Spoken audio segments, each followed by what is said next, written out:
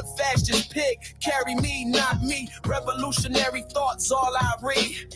Normal for my soul, keep my spirit on high. Revolutionary thought is always on the rise. Yeah. Is always on the rise. Love. Knowledge is power, and power is knowledge. Break the chains and experience the knowledge. Find power in power, and truth in knowledge. Once you know, no one can take your knowledge. I read book after book, studying the power. Spent hour after hour, learning black power. Destroyed lie after lie. For the power found self in these pages of conceptual power. Our problem was never us, our problems was them. Them being the ones who robbed and took us. Kings and queens, nation builders. From stolen legacy to Anthony Browder. Building institutions with black knowledge. Build black libraries for black scholars. Building black minds, urban philosophy. Urban black reads every one place. Black owned bookstores, we support your space. To all black authors, we give much thanks. Knowledge is power, and power is knowledge. Break the chains and experience the knowledge. Find power in power and truth in knowledge. Once you know, no one can take your knowledge. I read book after book, studying the power. Spent hour after hour, learning black power. Destroyed lie after lie. For the power found self in these pages of conceptual power. Our problem was never us. Our problem was never us. Our problem was never us. Knowledge is power, our power is knowledge. Break the chains and experience the knowledge. Find power in power and truth in knowledge. Once you know, no one can take your knowledge.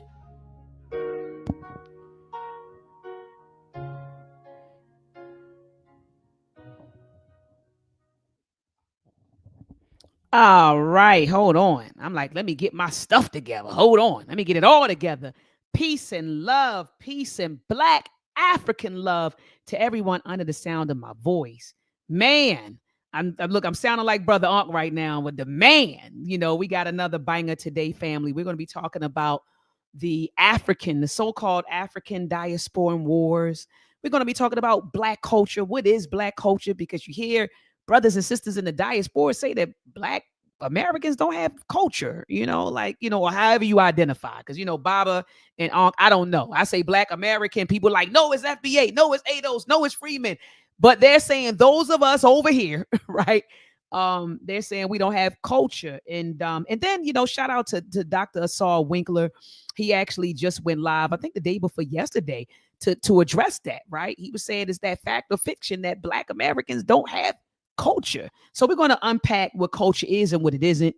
And I do want to talk about African culture. I just had this beautiful conversation with Baba Imhotep Fatiyu, and it's something that Brother Ankh, you've been saying for a while, in regards to African culture. And African culture did not just stop in Africa. You know what I mean? African culture traveled with us, and we expressed African culture in various contexts. So we're going to unpack that, what African culture is and is not. But Brother Ankh, before we get started, what it do, Brother Ankh? In those Baltimore times, what it do, Brother Ankh? Hey, what it do, man? Welcome, man. The people in the building appreciate you, man. The whole crowd, the supporters that's been with us. Man, we've been doing this for how long, Doc? It's been a minute, man. Yeah. Over a decade now. Over a decade now, together over a decade. Came a long way. All I can say, man. And big up to the great teacher in the building. What's up, man? Man, I remember, man, that little teeny, little small. That's why I can't stand Umar Johnson, though. Come on. I can't stand Umar Johnson. Because this man right here, and I don't know, was it like a strip mall or something? Man, it's been a church. It's been in strip malls. It's been in a little tiny house in the hood that the hood donated to us. It's been under a tree, and I'm not lying or exaggerating. Bro, I'm saying, and you did that. Yes, sir. And it wasn't you scamming, ain't that, why? But you did that. And then we got people getting thousands of dollars. Imagine what you could have did with that damn money, bro. Come on, man, that part. Come on, Ankh. If somebody handed him a bill. Doing it without it done prepared me to do with it. You know what I'm saying? Because all these years of doing it without the funds, when the funds come, we already got a plan. It's already laid out. That's right. It's And a already model, laid and a out. model, Baba. And a model. The Uhuru Academy Uhuru model. Academy model that's already laid out, ready to go, plug and play. Yeah, we got to start pushing that because that's real. Ain't no scam around that. And that's why I can't stand Umar, man. Charismatic speaker, nonsense, bro. Anyway, man, this is going to be a powerful show, man. Yeah, them wars. African-American culture. You know, I love African-American culture. You know, I stand up for African-American culture. You sure do. You always have. You always have. Yeah, I love African-American You always have. Yeah. You always have. And you helped me to understand. Because remember, I was going all the way in. Remember, I was going. I'm going all the way in. And I just remember you saying, like, don't lose yourself. Like, it's okay to love Africa. You know what I mean? It's okay to love Africa. It's okay to love the source. But, you know, understand that you have a culture and you have a lineage over here. You know what I mean? That you should always honor, you know, and never, you know, So Ankh was, and then Ankh, we started talking about, remember we were talking about the brothers that wanna be, you know, ancient Egyptians, you know what I mean? And we were talking about them, and you were like, nah, you know, we're not trying to be ancient Egyptians, or I'm not trying to be a Yoruba woman, or you trying to be a Yoruba man. Like, we over here. You get what I'm saying? We're here, you know, and we need to embrace, you know, who we are here in this context. But again, it's nothing wrong with showing love to the source. Nah, but understand, but understand that, you know, that we here. You know what I mean? Baba, I mean, what it do in the Baltimore tongue? What it do, Baba? I'm gonna come back with some Texas. What up, though? You know what I'm saying? What up, though? You know what it do? What it do? How y'all feeling? Hey, we good. Yeah, we good, Baba. We good. Man, what you been up to, on Baba? in a minute. Oh, you know, just out here building, empowering black children to succeed, empowering black families to educate their children, and you know, shout out to my whole team yesterday. We did we call it the Black to School Readiness Camp yesterday. We touched the neighborhood yesterday. Shout out to the House of Hathor. Had about 25 young people come through and taught them some history, got them some school supplies, did some scenarios, life skills, fed them, had a good time in the neighborhood yesterday. Beautiful. So I'm on cloud 9 today. Beautiful, Baba. Good, beautiful to hear. Beautiful to hear. And someone in the chat just said no Pan-African scams. That's like an oxymoron, right? Because people who are Pan-Africanists, they not scamming. You get what I'm saying? So call it something else. Call it Scan-Africanism or something else. But, what? You know, you can't say Pan-African scams, because people who are true to Pan-African ideology, they're not out here scamming. You get what I'm saying? But the folks who are trying to, I guess, mask, or you know, their beliefs or whatever, their ideology as Pan-Africanism, or pitch it, that's not really Pan-Africanism. That is a scam. You know, I just wanted to put that out there, because I feel like people like Umar Johnson gives Pan-Africanism, you know, a bad rap, you know, and Brother Ankh, you and I talk about that. Even folks who claim to be Afrocentric or African-centered, the type of things that they put out there, they give it a bad, you know. But you know what? Let's keep it a buck. That's like any ideology or any institution. You get what I'm saying? I could look at the church and say, well, I ain't going over there because that pastor did this, or I ain't going to that mosque because that what do they call him? Masjid. What do they call him, Baba? Masjid. Masjid. Yeah, he did. Yeah, he did that, or the Caliph did this. So you can find that in any type of ideology. You always find the bad fruits. You know what I mean? Absolutely. It's a con artist in every group. It's a con artist in every group. You know, and that's just a part of it. You know, the Christian church is the template for spiritual standing. You know, and so that's what you're with people who are not Pan-Africanists. Like, Pan-African scam, and I mean, you're already getting scammed over there on the left. You know, so what you talking about? You know, we bringing everything we had out there, we bring in here. That's right. So that's just what it is. Don't let the name change fool you. Right, exactly. So I thought, Bob, I had to hit you up. I hit Ankh up today, and I was like, look, y'all, I want to build on this whole idea of African Diasporan wars. Like, you hear this, like if you go to YouTube and you just type in African Diasporan wars, a plethora of YouTube videos are going to populate, right? And because this is a new thing now, people keep saying it's a war between, you know, African ethnicities, basically. So those of us who are here in America, those of us who are in with our brothers and sisters in the UK, our brothers and sisters in Europe, our brothers and sisters on the continent. So they're saying that it's a war going on, But to be honest with you, Baba, I mean, and Brother Ankh, people who are really doing the work, we know it's really not a war going on. It may be something going on social media, you know, and some people fueling that foolishness on social media. But people who have boots on the ground, who actually travel to different places, it's not a war going on. You know, every time I've gone to Africa, you know, I've been embraced for the most part. Did I have some hiccups? You know, Brother Ankh will tell you. Remember, Brother Ankh, what happened at the Elmina Castle? Yeah, you about to get kicked out the country. Yeah, go ahead. What? So, you know, I had a couple of hiccups, you know, here and there, but for the most part, wherever I've gone, I've been embraced. You know, whether it's in the UK, whether it's in Europe, or on the continent, in Ghana, in Cameroon, in Egypt, in the Caribbean. You know, I spent some time in Jamaica. I was out there for a few weeks. I've never, you know, this war that everyone is saying is happening. It's happening on social media. And so that's my take on it. You know, for those of us who have boots on the ground that are really doing the work, we're locking arms, we're locking hands with brothers and sisters across the diaspora to do this work. So I just have no idea. Well, I do have an idea. It's the social media, you know, and those folks. But brothers, what are your thoughts about, you know, this whole idea of African Diasporan wars? What do you think about that? You go ahead. You go first. Okay. Well, you know, I think to me it's just an extension of the Black self-hate that many of us are dealing with worldwide anyway. You know, I've been organizing for over 30 years, boots on the ground, you know, and I'm trying to wonder, when did the FBA war end? You know what I'm saying? When did the African American war come to an end? When did we unify?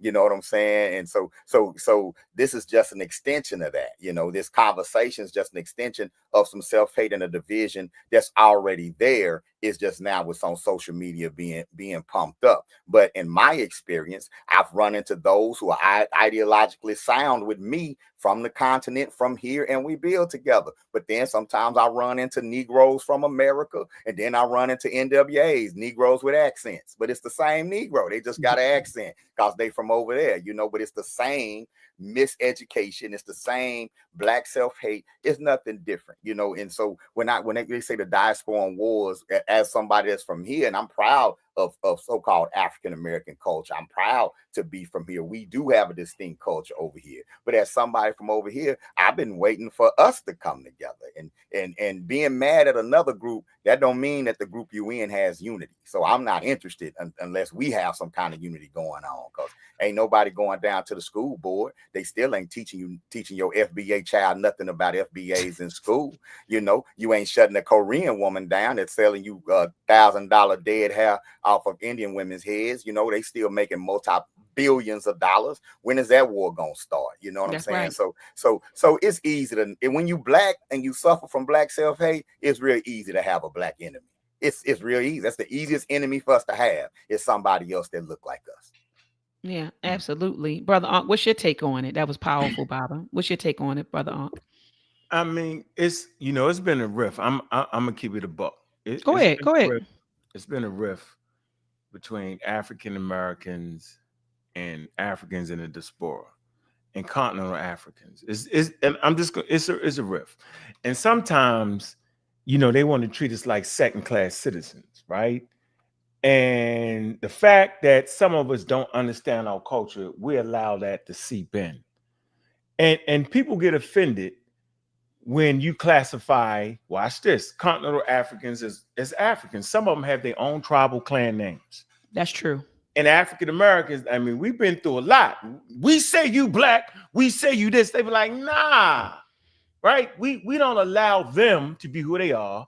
And then they think they better than us. But see, I'm not African because I was born in Africa, right? I'm African because Africa was born in me. You know what I'm saying? Like my very genes go back to Africa. Fundamentally speaking, all humans are African. African, you know yeah. Right? Facts. So the fact that they would put their thing up here and our thing down here is where the riff is a lot of times, Doc. I ain't gonna lie to you, right? When we are on par with everybody, matter of fact, we have become the standard. That's why it's horrible when we act a fool at times, because everybody's watching. Everybody want to be like us. This new population of Africans, you know what I'm saying, that came up out the ashes. That's in our story, the Phoenix story. When you rise about the ashes, we the new thing on the block, man. We went through colonialism, been through Jim Crow, civil rights movement, and we stand tall with African American culture that incorporates old indigenous ways. Your grandmother and them still do it. You know what I'm saying? Right. With brand new African American style in the music. Yo, we spawn music, instruments, right? We're a serious group of dudes, and we don't even recognize this. That's another problem. Once you recognize who you is, you ain't even got a riff with continental Africans. You don't have a problem with saying, yeah, you might not see yourself as being African. That's a continent. Well, what is your tribal name? Can you explain that to me? Right. Can you educate me on that? And you can, education will break down the riff, but it's a damn riff. They swear they better than us. We know we better than them. You ain't got no shoes. You ain't got that. It's wild. You know what I'm saying? Like the cultural differences. You know what I'm saying? In parts of the world, clothes aren't as important as they may be to the African American. Some African tribes aren't fully clothed. That's their thing, right? That's part of having shoes on is not their thing. Okay? It's just so it's different cultures in this education, man. What I will not allow is Europeans to jump in the middle. Get out the way. We can handle this conversation. So go ahead, Doc. That's no. I'm with you, and that's why I said, I've had, and I with you and Baba. I mean, and both of you made some really good points. Like he said, I mean, when you say the rift though, because you're saying it is a rift with whom, because I've had, like I said, I've had my little spats, but I can't collect it. Like it wasn't like. I don't even want to quantify it. I've had my thing, and like I said, Brother Ankh, there may be one or two over here. So, for example, here in Baltimore, I remember going to a daggone post office and getting into it with a Nigerian woman, right? Oh man, yeah, I got into it with her bad, and she looked at me and she said, "You slave, me, I'm African, you slave." And Ankh, I don't want to tell you all my reaction, okay? I already know that. I think I told you, right?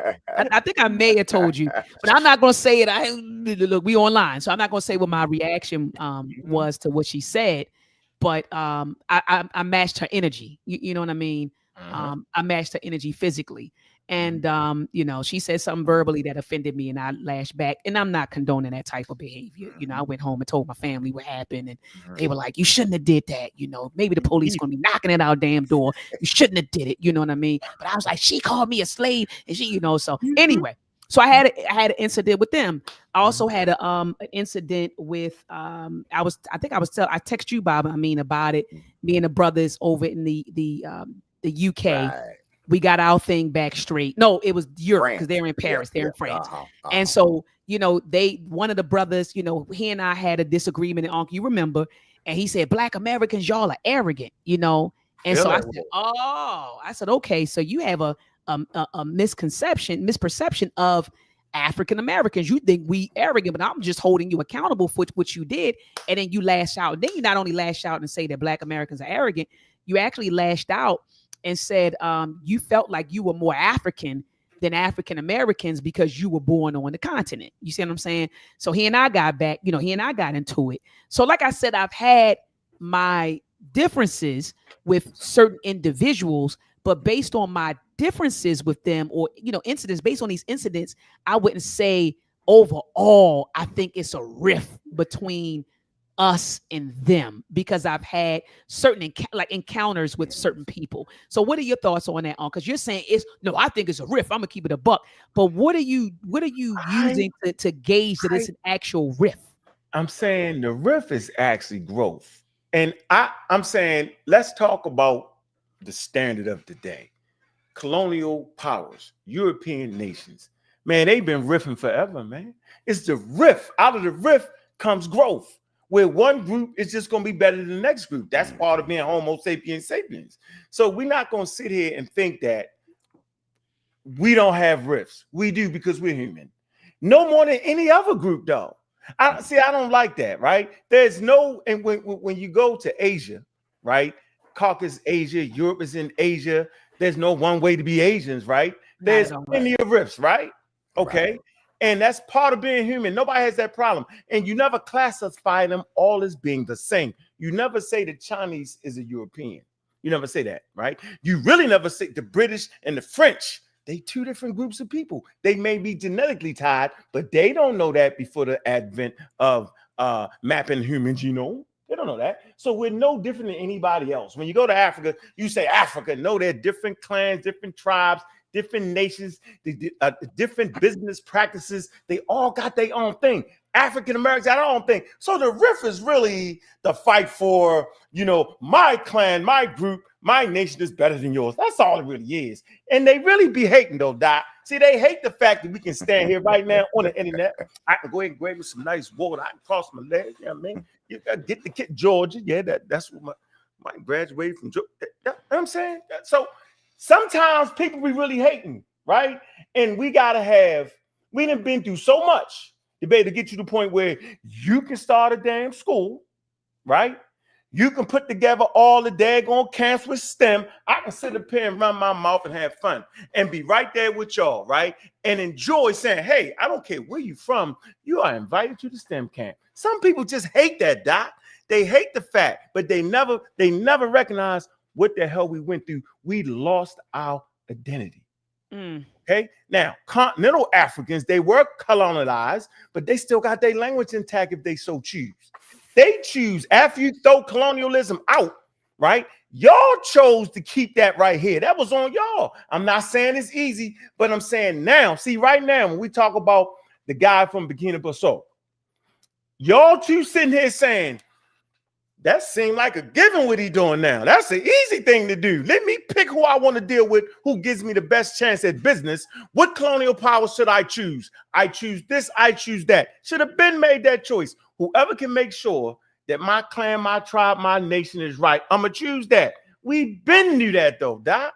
We've been through a lot. We've been through more than the average people need. We've been through traumatic experiences. I don't think y'all get this, man. And sometimes pressure will bust pipes, right? But pressure make diamonds. We sitting here looking at the brand new diamond, right? That brand new diamond will be a light to the rest of the African world, right? Where you think the Burkina Faso president is getting a lot of these ideas from? Watching podcasts, watching people who speaking about Africa, what you should do, how you should pick this and choose. Man, I'm saying, so it's a copycat world. We're going to be a beacon for the rest of Africa. And this rift, man, it's supposed to be a rift. I just feel like African Americans is the best version in Africa in a long times. That's how I feel. Since the Nile Valley population, since West African reached the daggone golden age, I just feel like, yo, we the vaccine, mRNA vaccine, that's a sister, African American style. I don't know what to say.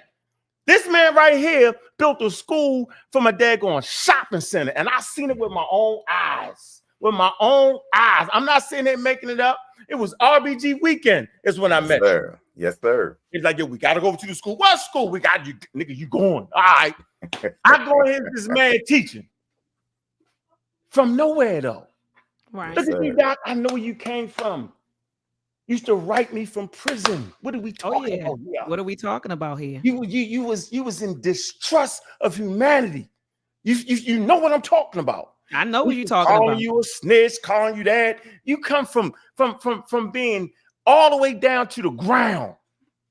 Okay, you already had your doctorate degree. I mean, you got stripped for some shit that's legal now. Think about that. Come on, that part. Can you get that time back? Them stories you told me about in jail? You can't get that back. Hey, you got to boss up. Really? I'm like, wow. And then how we kept it away from people because they didn't understand that. You feel me? And then fools use it against you. Come on, man. You know how much we done been through just to give people real information? Giving honest critiques, man? Nah, yeah, I definitely feel like we the best. Now what? That's how I feel. And I love continental African diaspora Africans, but this is one thing that I've learned from watching Europeans. Sometimes they'll click up with you, and then sometimes they won't. It's based off of what you're trying to get done. So we got to take the same thing. So if people in the continent ain't willing to help us in our struggles and vice versa, then maybe it's not our time to hook up. Right? Because it's business now. We trying to get our reparations, right? This another point, and I'm gonna finish. We want to get our reparations. Some people don't say it right. They don't say it right about the Pan-Africanists, diaspora. Why should a diaspora African get the money that's owed to us. Now, if it was left to me, y'all can get all the money y'all want, because I don't care how we get white people money. I'm not telling if you sneak it in, but for business purposes, we have to find a way to make sure that people that was descended of slaves in America get that money. It's just business. Nobody in their right mind gonna pay somebody that didn't go through that right here. It's just bad business. And the fact that other people don't even see that, bro, I'm saying they hating, Doc. No, I'm with you. I'm with you. I'm with you. Because for me, if you could get some reparations, I ain't had nothing to do with that. I'm before you. I'm saying, yep. I ain't gonna say, yo, why you ain't trying to include me there, yo? I'm not gonna say that. And then some of these, and this is no shot again at the brothers and sisters in the diaspora, but then you have some continental Africans who in Diasporan Africans who are actually sitting on a reparations board here in the States and will oppose it. You know, like I'm talking about, they're on reparations boards in New York and in California, and that they actually are in opposition to reparations for Black Americans. And someone can go and fact check me. It's a fact. Some of them are actually on boards right now, preventing us from moving forward with reparations. And like you said, in this thing, go ahead. You know what's deep?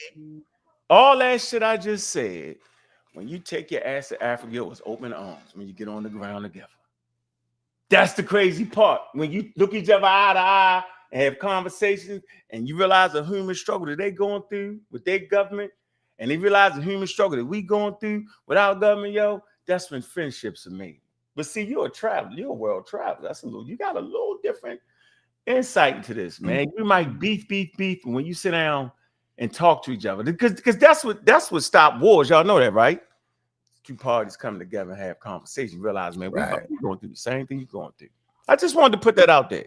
With all I just said, absolutely. When y'all sit down at the table, yo, hey, family, hey, you know how, hey.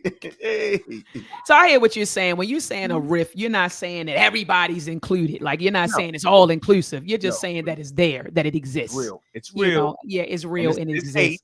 Because we can make our own shirts, we can make our own dance move, we can hit that mic, and it be a little hate there. Don't hate, just participate. No, that's what's up. And so and even, let me tell you, this social media is powerful. When I was over in London and Paris with Baba Browd, and I was over there, you know, with him, I told you, Ankh, I was at the British Museum, right? So I'm at the British Museum, and there was a brother, and there was a tour guide. And again, y'all, I'm not taking shots at the tour, nothing. So I don't want y'all, oh, Dr. Ma taking shots. I'm just telling you what happened. So we went to the British Museum while we were in London, and I noticed that the tour guide was parroting old information, Baba. You know what I'm saying? Some old, outdated stuff. He was saying things like on the glyphs depicted ancient Egyptians doing yoga. And, you know, over here, our scholars put that to rest, a decade ago. They were like, nah, it ain't no such thing as Kemetic yoga. Like, that's Ankh and them say that's pseudo.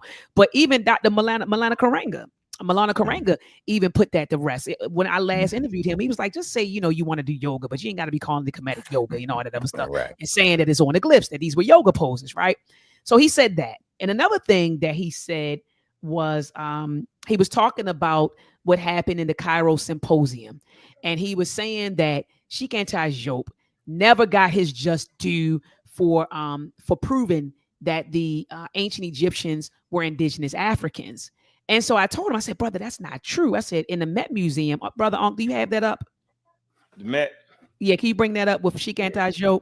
But I said, in the Met Museum, I said, they got I said, in the Met Museum, they have an entire exhibit, honoring Sheikh Anta for his contributions. Like, they realized, he was the one that proved that, the ancient Egyptians were indigenous Africans. These were Africans that came out of the interior of Africa. Right. And so I made the comment, I said, you all need to update your information. Why did Dr. Ma'at say that? Oh my gosh, a brother got mad with me. Y'all think y'all better. Now, this connects to the whole social media. Y'all think y'all better than us. Whole conversation. Y'all think y'all Black Americans. Y'all think we slow. Y'all think y'all better. And I'm looking at this brother, Baba. I said, brother, where you getting this stuff from? And guess what he said, Baba? Where? Social Internet, media. social media. Mm-hmm. Yeah, I was on social media and I said, brother, I said, let me say this to you.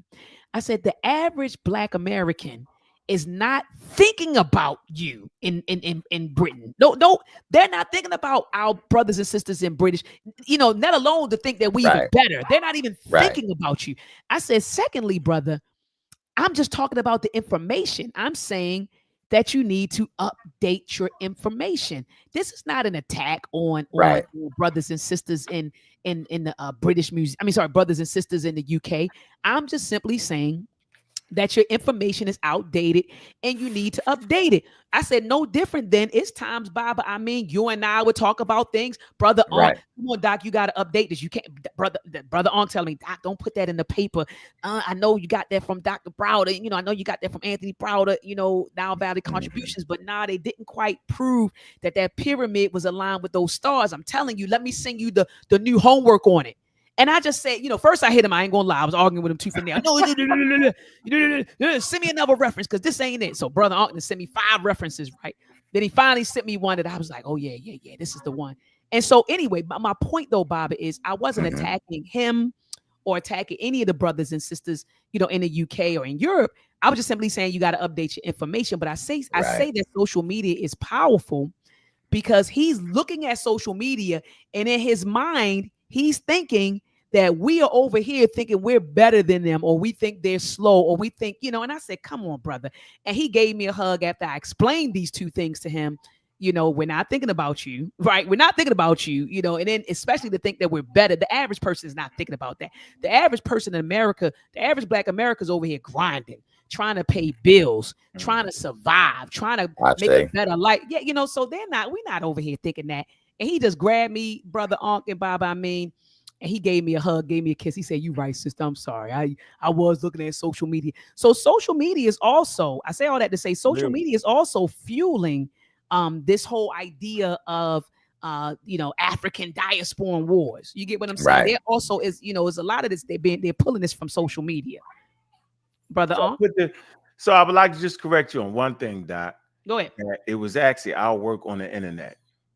I'm a Raw squad that actually got cussed out. You might not remember for saying, I remember that. Damn, that ain't no daggone yoga. Y'all tripping, right? That's what we do. You know why we do that? But brother Ankh, I did say that we alongside Dr. Karanga. He just came recently and said it. You see what I'm saying? Yeah. He late to the party on that, and I like some of his work, right? Oh yeah, I love his work. But this internet thing, if we stand right there, like we's the first to really start correcting. And you know why we correct bad information or information that the elders had? Because we actually stand on their shoulders. Okay, I'm gonna say this again. We stand on the shoulders of the elders. Stand on the shoulders of John Henry Clark, Dr. Ben, John Jackson, Hubert Harrison, right? And I stand on their shoulders, meaning that I can see what they can't see because I'm standing on their shoulders. And the mistakes they made, I can see it because now it's more available information. So I'm standing on their shoulders and I'm only promoting the things that was right. I'm not promoting things that's wrong. Most people stand and look in their daggone face and mark and bird everything they say. But guess what? That is disrespectful to our elders, because our elders knew as long as they could keep fighting, right, that they could get some people that could stand on our shoulders and get it right. They never wanted you to repeat the same thing that they were saying, man. Nobody had. That's what valuable nations and communities do. They stand on the shoulders of their elders. You get rid of the things that does not help the community because it's a trial and error thing, Doc. It's trial and error, just like with your grandmother.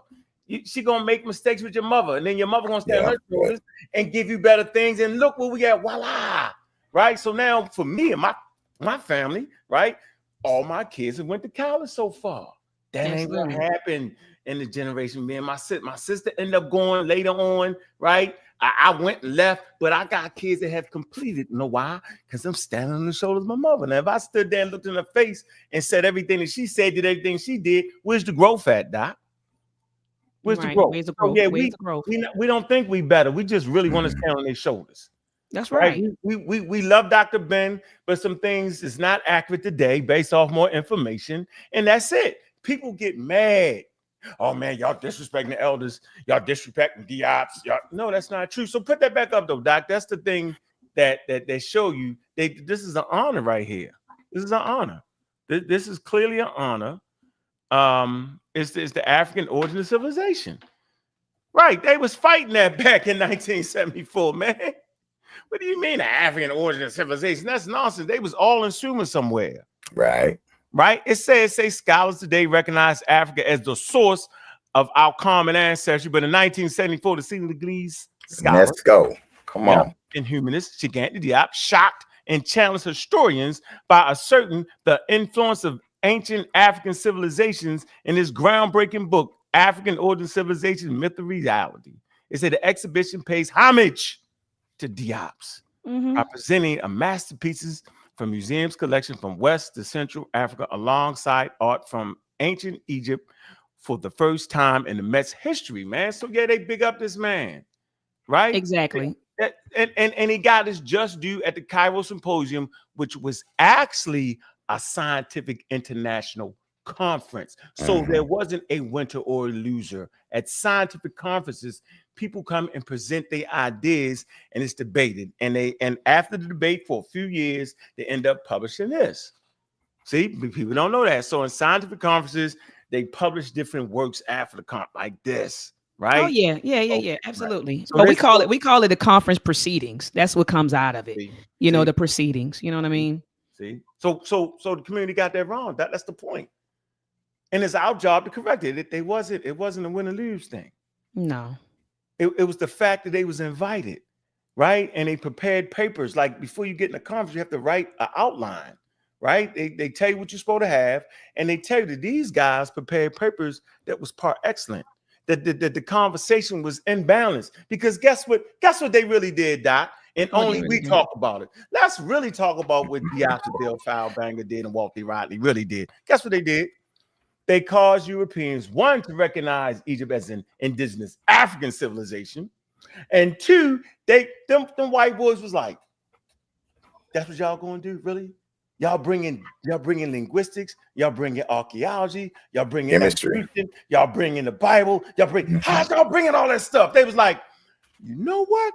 I think we need to start looking at it from interdisciplinary way of seeing things." See what I'm saying? That's what they really did. For the first time, they actually made them realize, hey, man, you here, let's bring all that together to tell a picture. That's their real crowning jewel. But nobody wants to talk about that. Oh, yeah, they just was black. Man, that's not the crust of what they really did was they caused people to bring an interdisciplinary study to the table, right? It's right there if you read it. And guess what, Doc? I realized the niggas ain't even read that. Excuse my language. Nobody even read the work. How about that? So just repeating what they heard. Like you said, not really reading the work, just repeating it, like the telephone game, just repeating it. That's a lot of people on social media are on repeat. They just repeating talking points that's gonna get them some extra clicks and views, and so if you engage in some sort of diasporan war or whatever, I'm like you, riffs are natural. I love it because it sparks conversation. It's an opportunity to teach. It's an opportunity to learn, especially with this current war, because most of the arguments I see ain't really based on historical fact. It's a lot of it's based on feelings, and so now it's an opportunity to spark. Okay, who are we then? Since we saying, is epic, where are your roots? Where do you come from? What is that? What do you know about that? Because if you're going to be representing something, you need to know something about it. That's right. And so that's the only thing with me. My prayer is that it gets to that point. And that's how I like to get engaged in it. Because I'm like, well, what's your frame of reference? Why should I be a proud Black American or African American? Our history starts in slavery. And I want somebody, I need to know if you can debunk that. I need to know if you know enough about who we are to where if we send you out there to represent us, can you stand on that? Or will you be eaten alive because you don't know our story? Can somebody convince you that you are an Akata? Can somebody convince you that you are a second-class citizen when they put that mirror up to you and show you how we treat each other like we second-class citizens? So can you stand on it? Same with continental Africans. If your name, you accept George. if you accept George as your first name, it's hard for me. You can't come step to me about no continental African pride. You still represent European culture. as far as I'm concerned. So Real what we talk. arguing over? Who's the best slave? We argue it's better to be. I was civilized by the British. Well, I was civilized by the French, the aristocrats in America. My civilizer was better than your civilizer. You know, what are we arguing about? You know what I'm saying? White people love us more than they love you. No, white people love us more than they love you. Is that what the argument is? Because a lot of us don't know enough about ourselves to really launch a good argument over which culture is better, who's number one. You can come with frame of references. Average African American can't do that. No. Stop when I'm right. I've only been teaching for 30 years. Yeah, you can't. The average continental African. I've had Ghanaian textbooks, modern Ghanaian history textbooks sent to me. They still teach that Europeans came and civilized them. They still learn that in school. I believe, Bob. I mean, you go over to Ghana. You go over to Ghana. That's in the textbook now. You know, we thank Colonel John such and such for coming and bringing us Jesus and teaching us how to eat with a fork and shit. All that stuff is still in the textbook. They learn that today. When we talk to our students in Africa, they don't know nothing about themselves. Taught you how to eat that's a fact. That's a fact. They don't know nothing about themselves. That's a fact. I have African students or students on the continent. Their parents be like, they don't learn any of this in school. Thank you, Baba. We had no idea. I'm teaching ancient Ghana, the original one. Wagadu. And they don't know about that. No, real talk. And Baba, Baba, when I went over to, schools in Cameroon, schools in Ghana, man, and they're bilingual schools, they're not even teaching those students their indigenous languages or the language of their ethnicity, the ethnic language. They actually teach them, they learn English and they learn either like French, so they don't even teach their own language. Like you said, they don't know their history. When I was in Ghana and I asked the students, I said, how many of you are aware of the African origins of science, technology, engineering, and mathematics? And everybody's hand was down, So like you said, they don't even know their own, their own history. They don't know the achievements that happened on the continent. They have no clue, Baba. You know what I mean? Yeah, no clue, man. And we got to be careful on our side that we don't cut our roots off too short, in our pride, because we are a unique group of African people. My wife did her DNA and it came back four different tribes, right? And that's something that makes us new. That's something that makes us unique because many of us here are a combination of different bloodlines. We are. You know what I'm saying? Which puts us in a unique position to call for global unity because we have global unity in our DNA, right? But at the same time, as we embrace being so-called African Americans or Black Americans, we don't want to cut off our roots as if our history began here, because our history does not begin here. No, right? It doesn't. And I know there's those out there. Brother called me the other day. You called me a black man, and it made me cringe because I know my bloodline. We was never enslaved here, and we got our land here, and that's fine, brother. You maybe didn't come over on the boat. You know what I'm saying? But you melanated. You know what I'm saying? Your bloodline is still going to jump off this continent and head across the Atlantic at some point, right? And so we have to be careful that we don't, in our thirst to be more than something we've taught is less. Like a lot of times we say we're not just black. You're acting like when you find out you are more, you got an upgrade. When you find out you're indigenous, you got an upgrade. Why is it an upgrade? What is wrong with being of African descent? Right? And we have to stop looking for upgrades and recognize that you're already precious the way you are. Whatever you are, it's divine.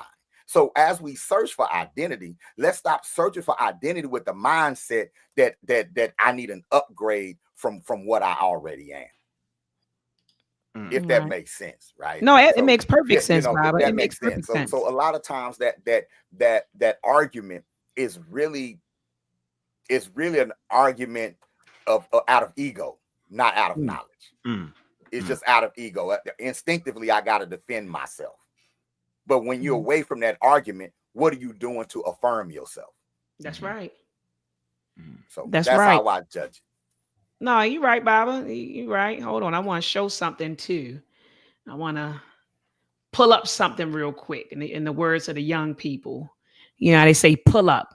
So I want to go back to Sheikh Anti-Joke, right, really quickly, because Brother Ankh and I, we were having this conversation, and I was telling him when I went over to the British Museum that they separate Africa. So when they say Africa, they separate Egypt from Africa. So even though, like you said, in the Met Museum, there's an exhibit where they honor, Sheikh Anti-Joke's contributions, right, or his discovery, or his they just honor him in his contributions to, I guess we would say reconstructing African history, right? But in the British Museum, they still separate Egypt from Africa, right? And I remember calling Ankh up, and I was like, Ankh, I said, I'm over here at the British Museum. I think I either called you there or when I got back. And I said, you called me over there because you told yeah, I was like, they had, so when they say Africa, they're talking about West Africa, right? And I'm gonna put out a video and show you all. When you go to the British Museum, Africa, when they think of Africa, they think of West Africa. They have a lot of artifacts. Like they're thinking about West, Central, and South, right? But Egypt, it has a whole nother space. So Egypt is upstairs and Africa is literally downstairs, okay, on the bottom floor. Ankh, you said you had the map that you can show? I got the map. Yep. Here you go. Let me show that. Boom. Boom.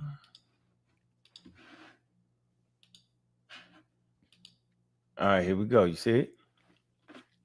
That's the floor plan right there, family. Floor plan. Here you go. This is the ground floor. All right. Ground floor.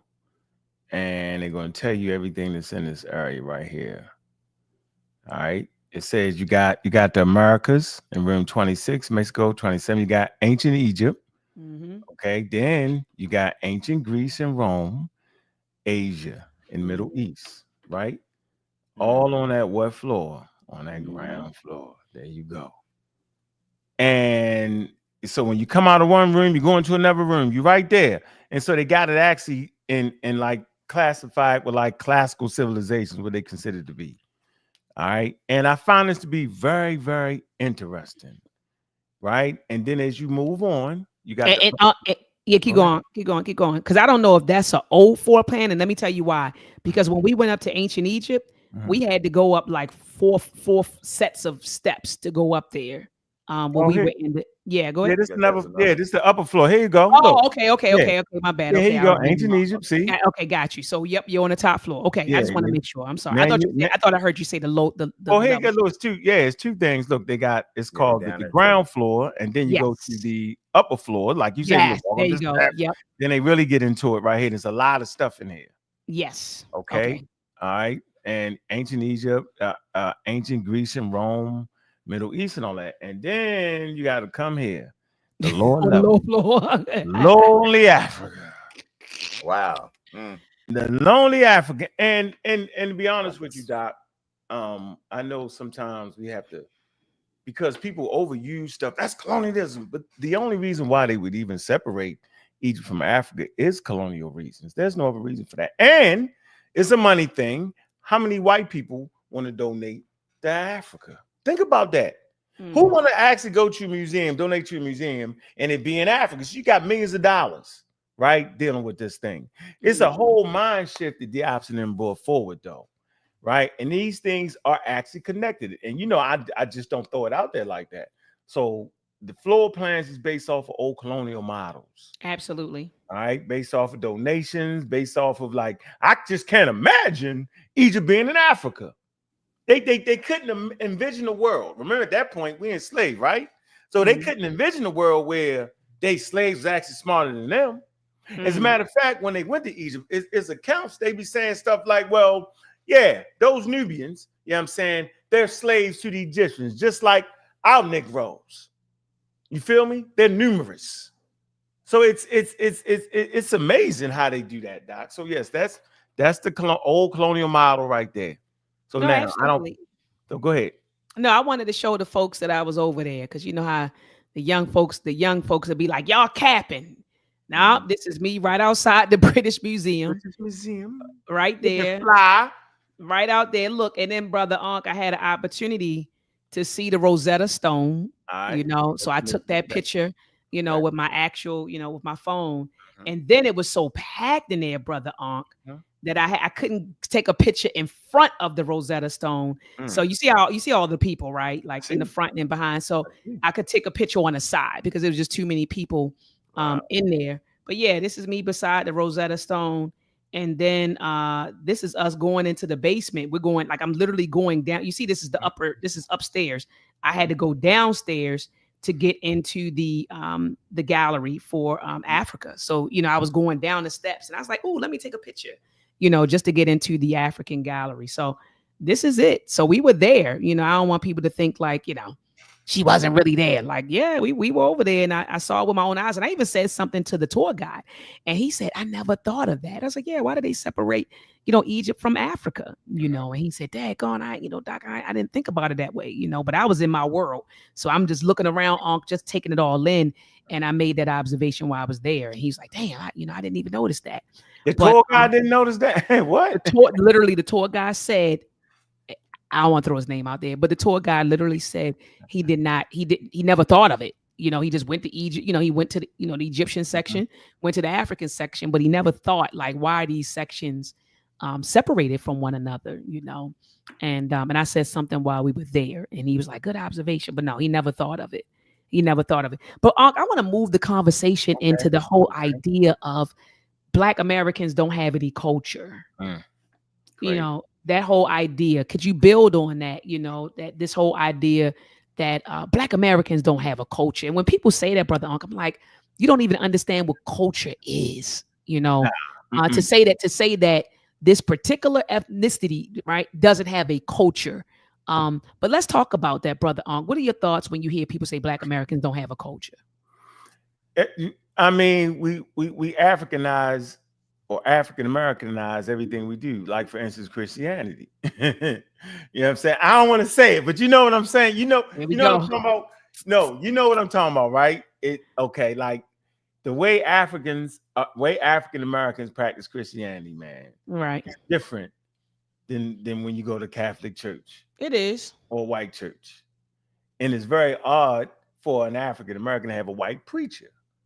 Right? That's a very odd thing. You're like, man, really? That's how you feeling? Right? And the way we do it is that we stay in church longer.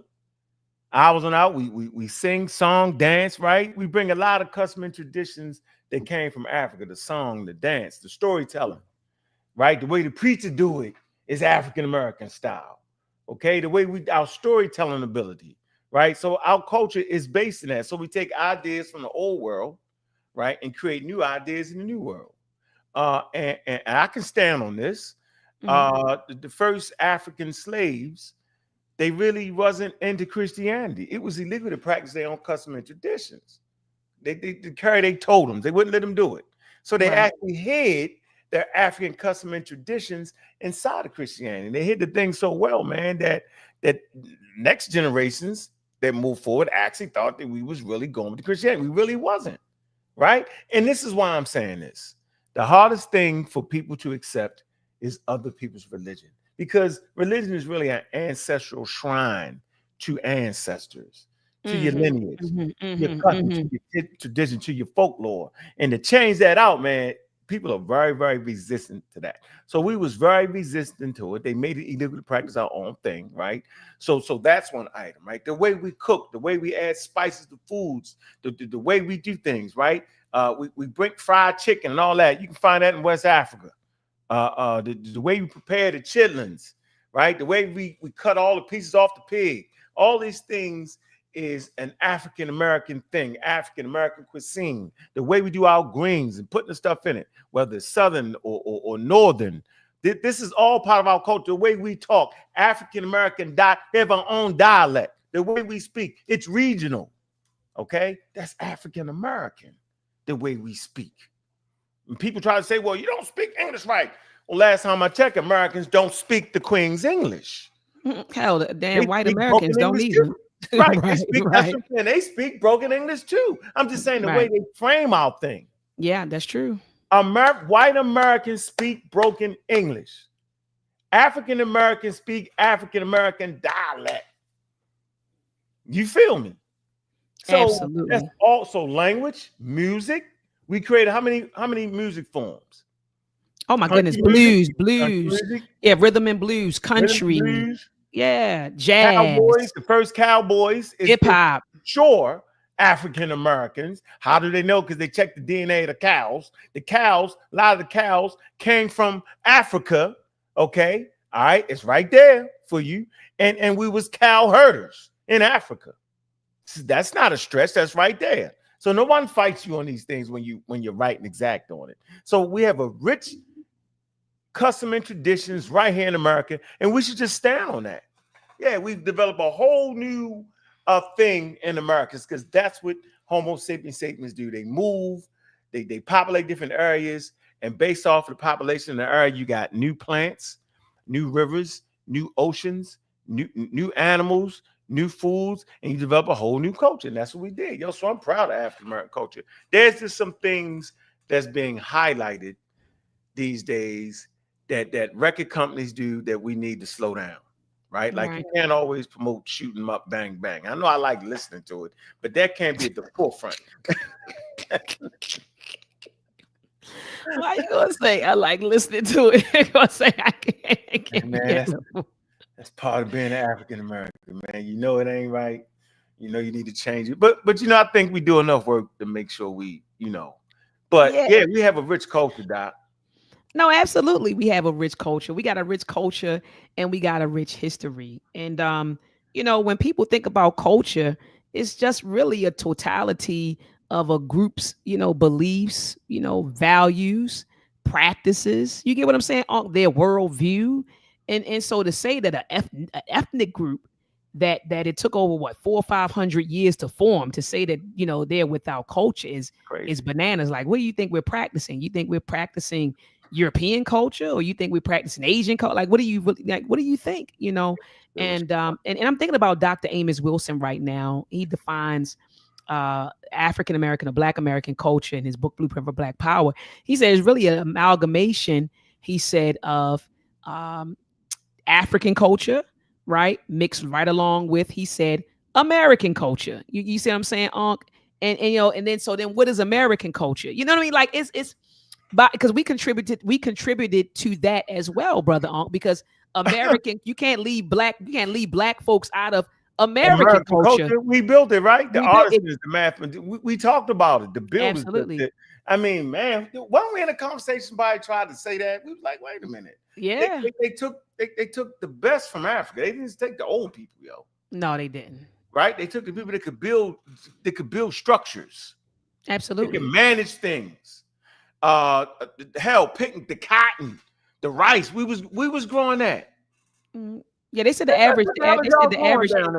average age was like 18 or 19. The average age of the they took. We came with a lot to offer, man.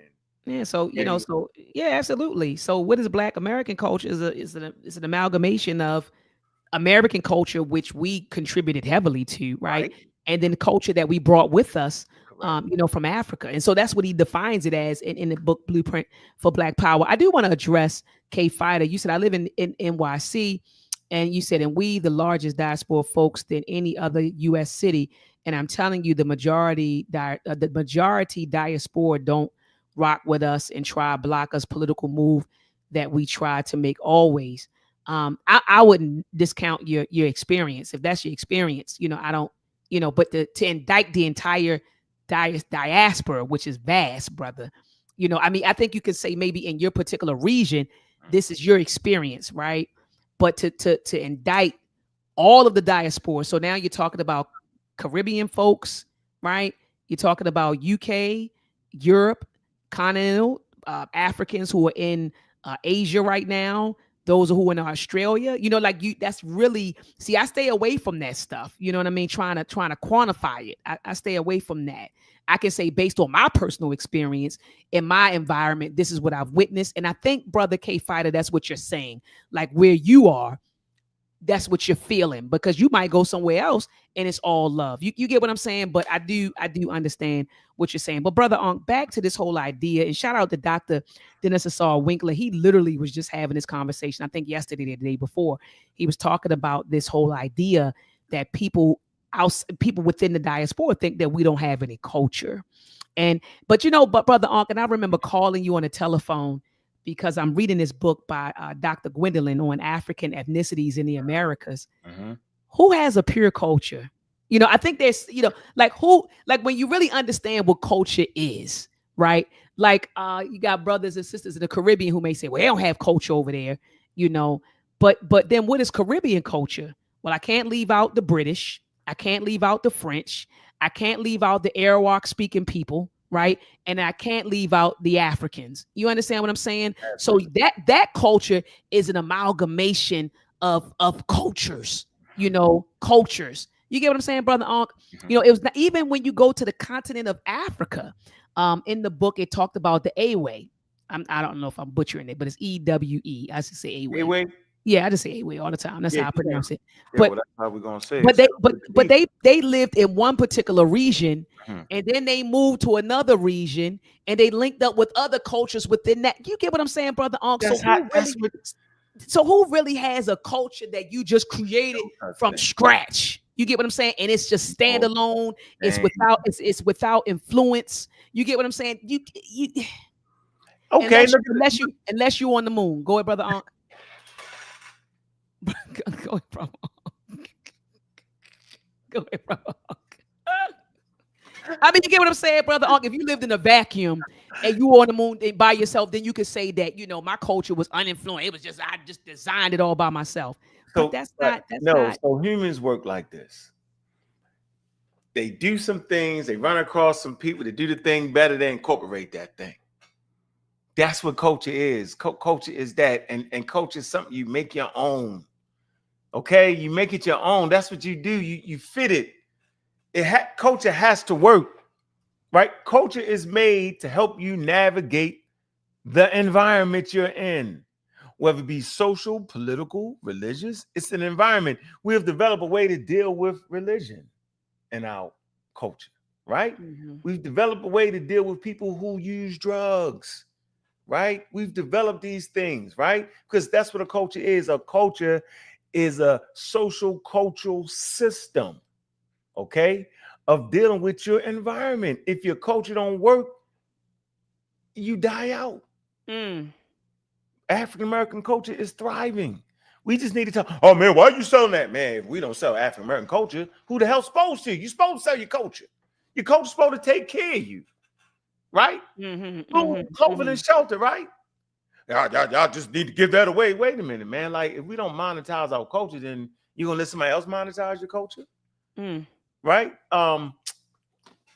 Hell, funny. And I was looking at something, Doc, and I know this is not part of this daggone discussion, but this needs to be a whole show for us, right? And I'm gonna throw this idea out there for you. Oh man, what is it? Hold on. Watch this. Now I'm talking about. I'm listening on. They in the chat going at it. God dang, brother. Oak Bluff, Polo, Ralph Lauren. You familiar with that? You know I am. Come on. Now. So listen, they got the new thing out, right? Showing African Americans, right? And hey man, they monetizing our culture, man. They selling out, man. Polo taking advantage of African Americans, man. They taking advantage of it. I don't mean like taking, but actually doing what we should be doing. You know, so all African Americans don't just dress one way. You feel me? Some of us grew up wearing polo. Some of us grew up wearing Timberland, Ocean Pacific, right?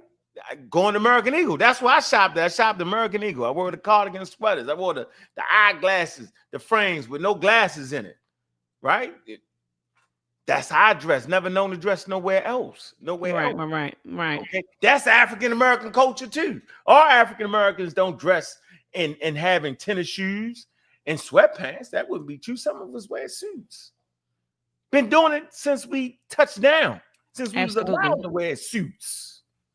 Right? And we wear it a different way. The way we wear it, the way we turn the collar, the way we put the shoes on, the color schemes, that's African American style.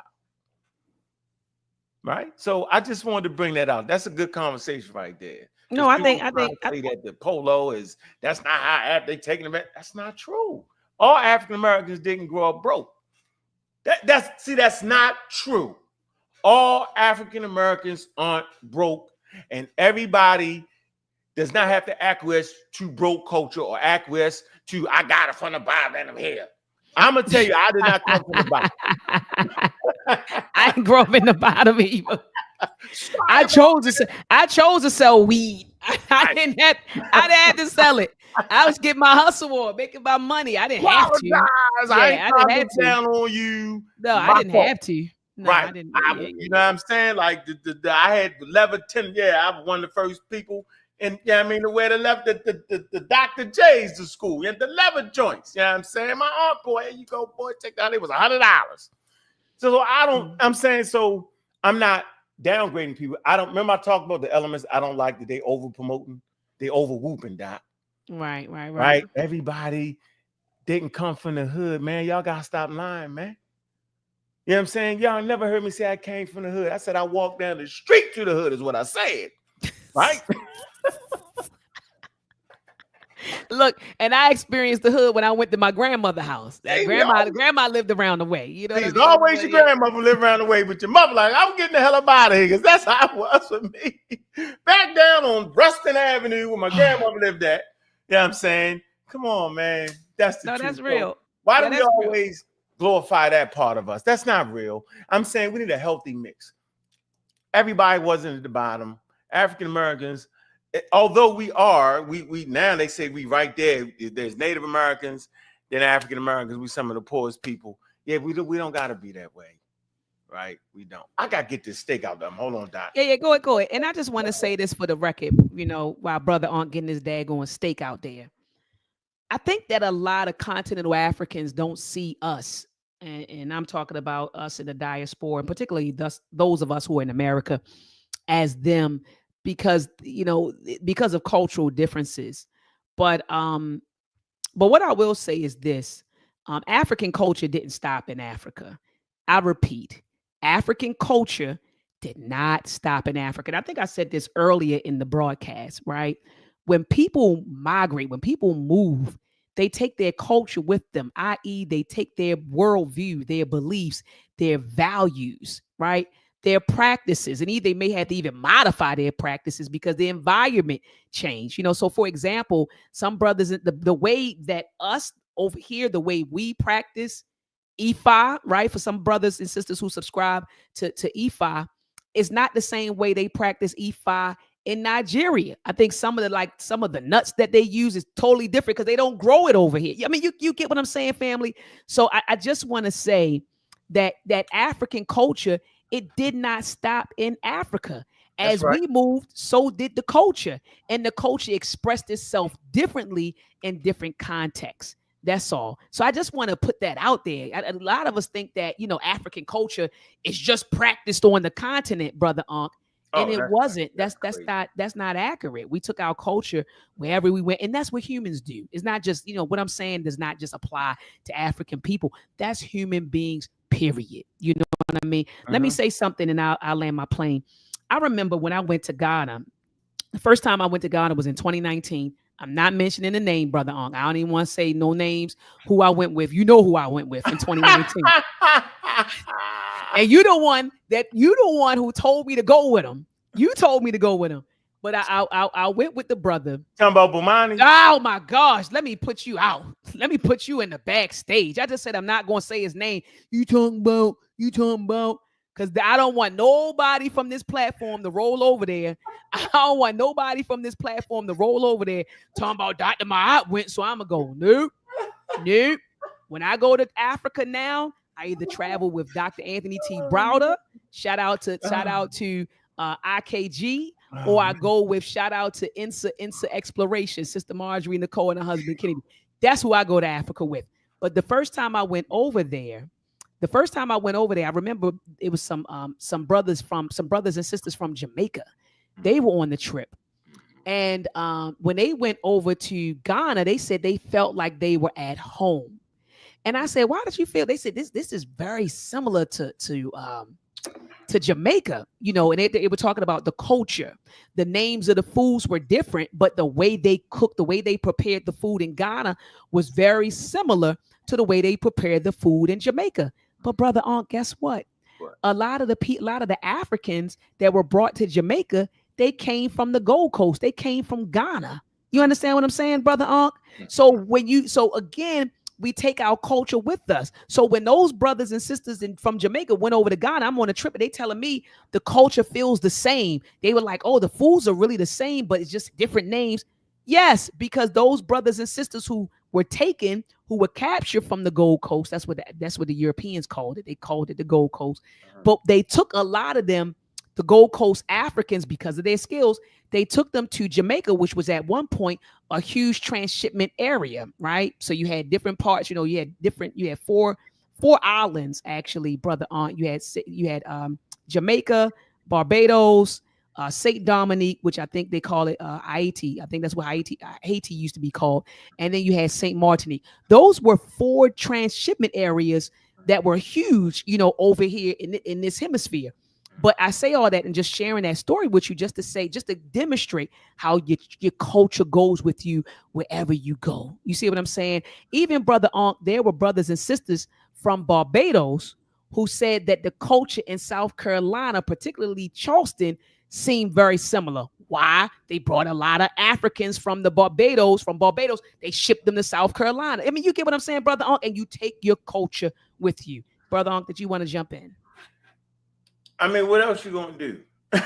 you're gonna make do with what you got, and you're gonna form a culture that's gonna help you survive. So to say the African Americans don't got culture, that's a bunch of haters, man. Man, we've incorporated a lot of things, and this is important to recognize that. So I'm not gonna let a European tell me I don't have a culture. Okay. I'm not going to tell a person from the continent of African, nor Diaspora Africa, that I don't have a culture. That's nonsense, man. And the thing about it is, we're actually a fresh remix. You know what I'm saying? Like, our thing is fresh, right? Remember, they erased us. You got to notice they erased us. And the things that came out of us is the things that just, you know what I'm saying, that just came out of us because they disconnected us from our root. We don't know what tribe or clan we came from. Not even DNA tests can tell you that, right? So we started from the beginning, okay? Hardships, like I said before, pressure make diamonds, Doc. Absolutely. And that's why I say I think we diamonds went through. Matter of fact, come on, Doc. We was a blueprint for causing continental Africans to go ahead and run Europeans out of that. But they started getting their independence. They was looking at what we did.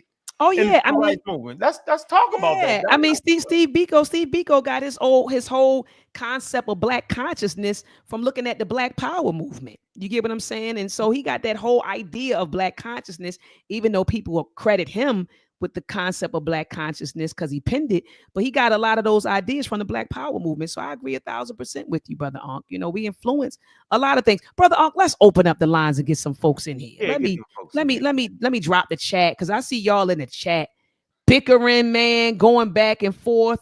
I just dropped the link in the chat. Pull up on Brother Ankh and I and share your thoughts. Y'all going back and forth. I see the M word being tossed around, Brother Ankh. They are. They in the chat going in. Told you this one of them conversations. Yeah, they in the chat going in, man. It's one of them things right here, boy. Clear thinking. Hit the link. I know you said you wanted to come on. Click the link. Hot Spot Casino, my moderator, he in there arguing with. Oh man. Yeah, somebody said, look at this. Someone said, we are not giving our accomplishments to Africa or Africans. I wouldn't. No, that's what they say? I don't know what they saying. You got some fake Native Americans. Yes, Doctor. That's Priest King. I call names. Dr. Winkler, click on the link and pull up. Click on the link and pull up if you can. I know he's always moving. He got a lot going on Sunday. Exactly. We need it. Remember I said when we come to the city, man, we need to go to his spot. Temple New African Thought. We need to go to. He's been inviting us there, man. We need to go there and have nice conversation, man. When I'm in town, man. Let's do it. Let's do it. Someone said if you can't trace your direct family to Africa, you can't find anyone in your labeled as an Africa. You need to accept that you're indoctrinated and grow. Y'all That's in got the it. middle of smoking weed. That's it. That's when you. Yeah, that's a weed smoker right there. That's a weed smoker right there. So, yeah, man, you can't. You know, I'm saying you can't get it. What you say, brother? That's a weed smoker right you there. taking a hit. Yeah, I'm trying to tell you, man. If you can't. There go Barry. There go Barry. Peace and love to you, Barry. What's on your mind, King? Peace. My whole thing is we need to just focus on but our main focus need to be on us, the Africans that's from here, the foundational Black Americans here.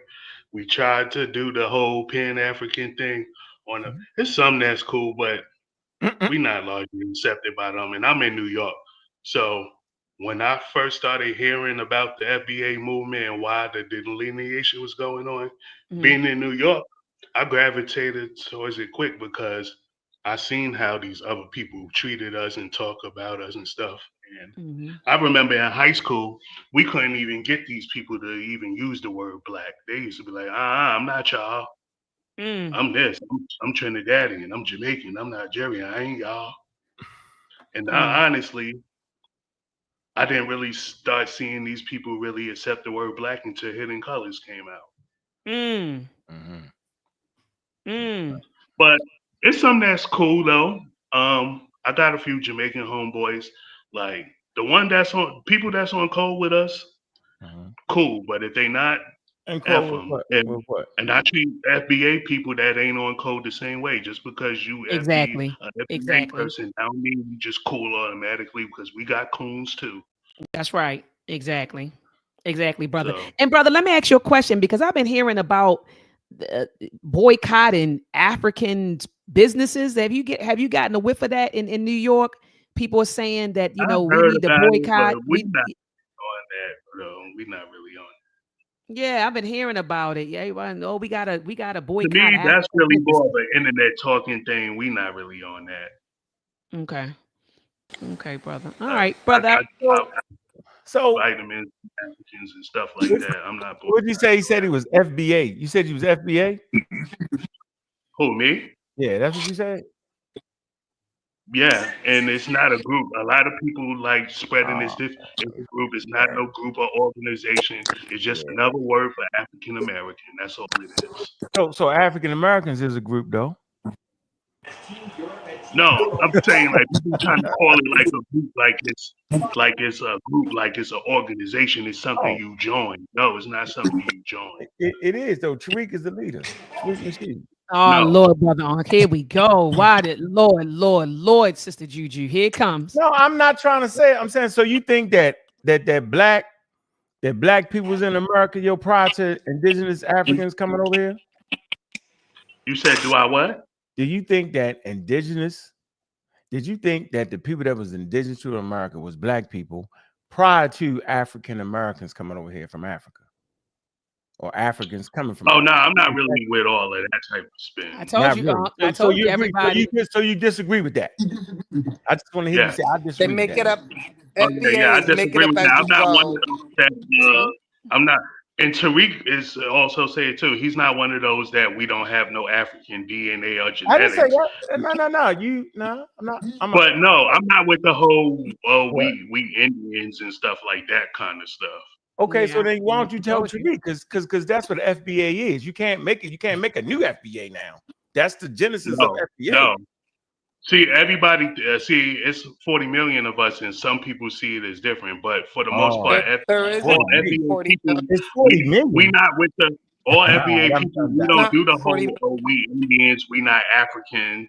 I told you that that a lot of people who recognize FBA lineage is not saying it. A lot of people don't. I told you that. I don't like that. Tariq Nasheed, like the whole day. Hold on. Let me say this. Hold on, brother. I'm saying Yvette Cornell. They split the damn movement. I got to call it what it is, man. ADOS, right? We got there and split the daggone thing to FBA. That's what's going on. It's not 40 million nothing. We're not doing none of that. Let's just keep it what it is. Right? Tariq Nasheed is the group leader, man. He the one that called the meetings and all that. He the one that came up with the idea, taking it from, I forget, I can't even think of the guy's name. All right. That's Is all. Jesse And I'm gonna Jackson say right our there. leader because he the one who did that whole made up the whole African American thing? But Is he our leader? he actually didn't. It actually come from Baltimore, an Afro newspaper, and it moved progressively. And yes, Jesse Jackson is one of the people that fought for that, but he's not the first person to say that and caught up with that. So no, it's not. Yeah, and we've accepted that. But I'm people were identifying themselves as African American since 1782. Yeah, You can find that in a it's called a sermon on. I'm gonna finish. It's called a sermon on the capture of Cornwallis, and it's listed by an African American. So that was something that we self-defined ourselves. In actuality, Afro and African is the same thing. You know, they both mean African. Okay, so when you say Afro-American, same thing as African American, and both of those labels were used way before Jesse Jackson. And plus, you have the Free African societies all across the Northeast, okay, Absolutely. and other places. And these were in the 17 and 1800s. So y'all got to think before y'all just spew out nonsense about, you know, Jesse Jackson, because that's not it. And we kill y'all on that every time. Yeah, Jesse. But why? But here's my thing. Why us saying we foundational Black Americans bother everybody so much? It don't. I don't like the misinformation around. I don't like the fact that y'all split a movement that was doing well for our reparations. Simple as that. Repeat? Right. Sorry, I didn't hear you. I find it to be decisive.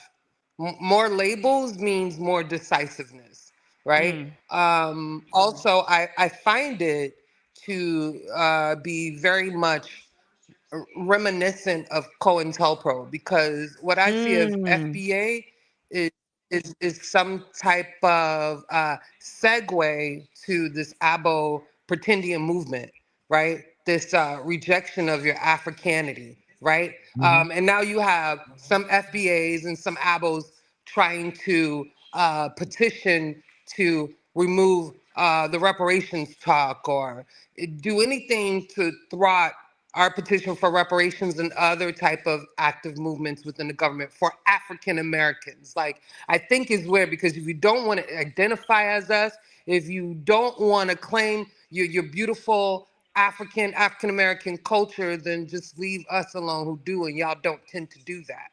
Like, this is clearly an African American First of all, we're space, not bothering right? y'all. Then when we came out, hold up, King, real quick. Hold up, King. Let her finish real quick, King. Brother Barry, let her finish real quick. Go ahead, Sister Juju. This is clearly, I don't know if that's an African American and a proud African American space, right? With the African American professional and professor who teaches other African Americans at an HBCU. So an Ankh, a proud African American, right? We love our culture. We display that every time. So I just be so dumbfounded why every time we're in our space, y'all gotta be in there too, say how y'all don't like it. It's weird. Like, find your own space, do what you do. And there's not 40 million FBAs. All African Americans do not align with that doctrine whatsoever. Okay, so this is the thing. I keep talking about a doctrine is something you can join. It's not nothing you could join. If you are a descendant of the slave Africans here, your FBA, it don't matter if you like the term or don't like it. It's not about your feelings. You don't have to like the term, but I'm still going to consider you a foundational Black American. It's not a group you could sign up and join. It's not ADOS. It's not a thing where we have meetings, and it's just another name for African It's a lineage. You said no. I wouldn't say it's another name for African American. I wouldn't say that. But I will say this, Brother Barry and Sister Juju and Brother Ankh. I think we've had this dialogue before. Remember, Brother Ankh, I was saying that people literally hijacked African American. Like, remember, you looked it up, Brother Ankh, yourself. Like, so you can have continental Africans who come over here and say, I'm an African American. I had to tell one of my students when she self-identified as African American, I said, you're not. She said, well, I'm from the continent of Africa and I live in America now, so I am African American. I said, it doesn't work that way. So I do understand the need, right, for another term, because you literally have people who are coming from the diaspora, coming from the continent over here in America saying I am an African American. And you looked it up, brother Ankh. You looked up the definition of African American. We got the Indian Syrian dude Right. who running for mayor out here. Let me respond. Hold on. He out here talking about Let me African. respond. What? We're not even on that. So, Dr. So the term Maya, like how I see that. too open for Oh my God. everybody else. Brother Barry, yeah, Can brother Barry, let Sister Juju go ahead, Sister Juju. So to respond to you, Dr. Maya, how I've seen some Africans do it is that they consider themselves Black American, not African American. I've even seen an African defend that. I also seen another African, continentally born, defend it against another African saying they were African American. And he's like, no, that's for people who were descendants of enslaved Africans, right? So I'll hear them say Black American or say Nigerian American or whatever their ethnic group is, right? So I think that's just a smooth way to go with it. Like they should be identifying with their ethnic group, right? Yoruba American or, you know. Yeah, or not their yet, right, country. exactly. I think that would your be country. fair enough. Yeah, just say Nigerian American. Yeah, Exactly. right? Yeah. Exactly. But that don't would say handle- African American. Yeah, don't say African American. That's not who you are, you know. Brother Barry, go ahead. I'm sorry. Go ahead. And that's why we gravitated towards the foundational Black American, because now we put a lock on it. Because I see people who be born from the Caribbean, but they was born here. So they be like, technically, I'm a Black American. I'm a Black person born in America. And that's where a lot of these people have the problem with. They have a problem with the foundational part, because now they can't link themselves into it. And we ain't no hate group. We just recognize we are own ethnic group, like Jamaicans and Trinidadians and all these other people. They are their own ethnic group in the African race. And it just seemed like when we do it, everybody want to cry foul now. And I live in New York City. I see all this anti-Black American, African American stuff. We got all these politicians that do all this stuff to undermine us and all this other stuff. They get in political power and they just look out for Caribbeans or Africans. Excuse me, sir. Excuse me, sir. Excuse me, sir. Not mean to cut you off, but you know, I always say source up or shut up. And so I don't want to shut up, so I'm gonna give you a source. I'm gonna bring you two sources. All right. This is the person that started the FBA movement. Can you share my screen, please? Just get this out the way. All right. Here we go.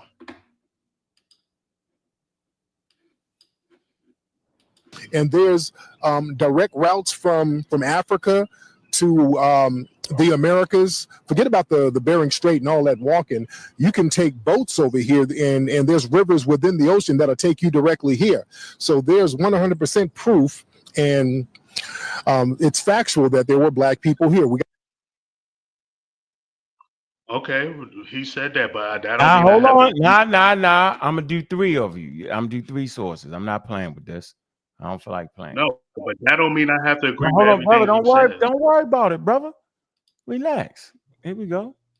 No, I know what y'all try to do. Y'all all do the same stuff. No, I'm playing a source is what I'm doing to support what I said. I'm not saying you believe anything. Let me source up. I'm just sourcing up. Your lineage has nothing. I think what's the purpose of this? Here. Let me explain again. There was an ethnogenesis between Black explorers, Black Aboriginal people, and Black enslaved. There were three waves of Black people who were here. There were already the Black Aboriginals that were here. Those were some of the Yamasee people who were on the East Coast. These were some of the Black Aboriginals that the European explorers said they saw when they got here. Then, bro, what, bro? Come on, man. Like, come on, what?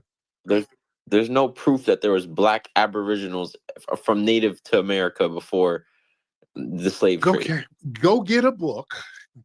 When I name books, I give references. Get the book by a white man, and Von Wuthenau. He wrote a book with a lot of pictures in it called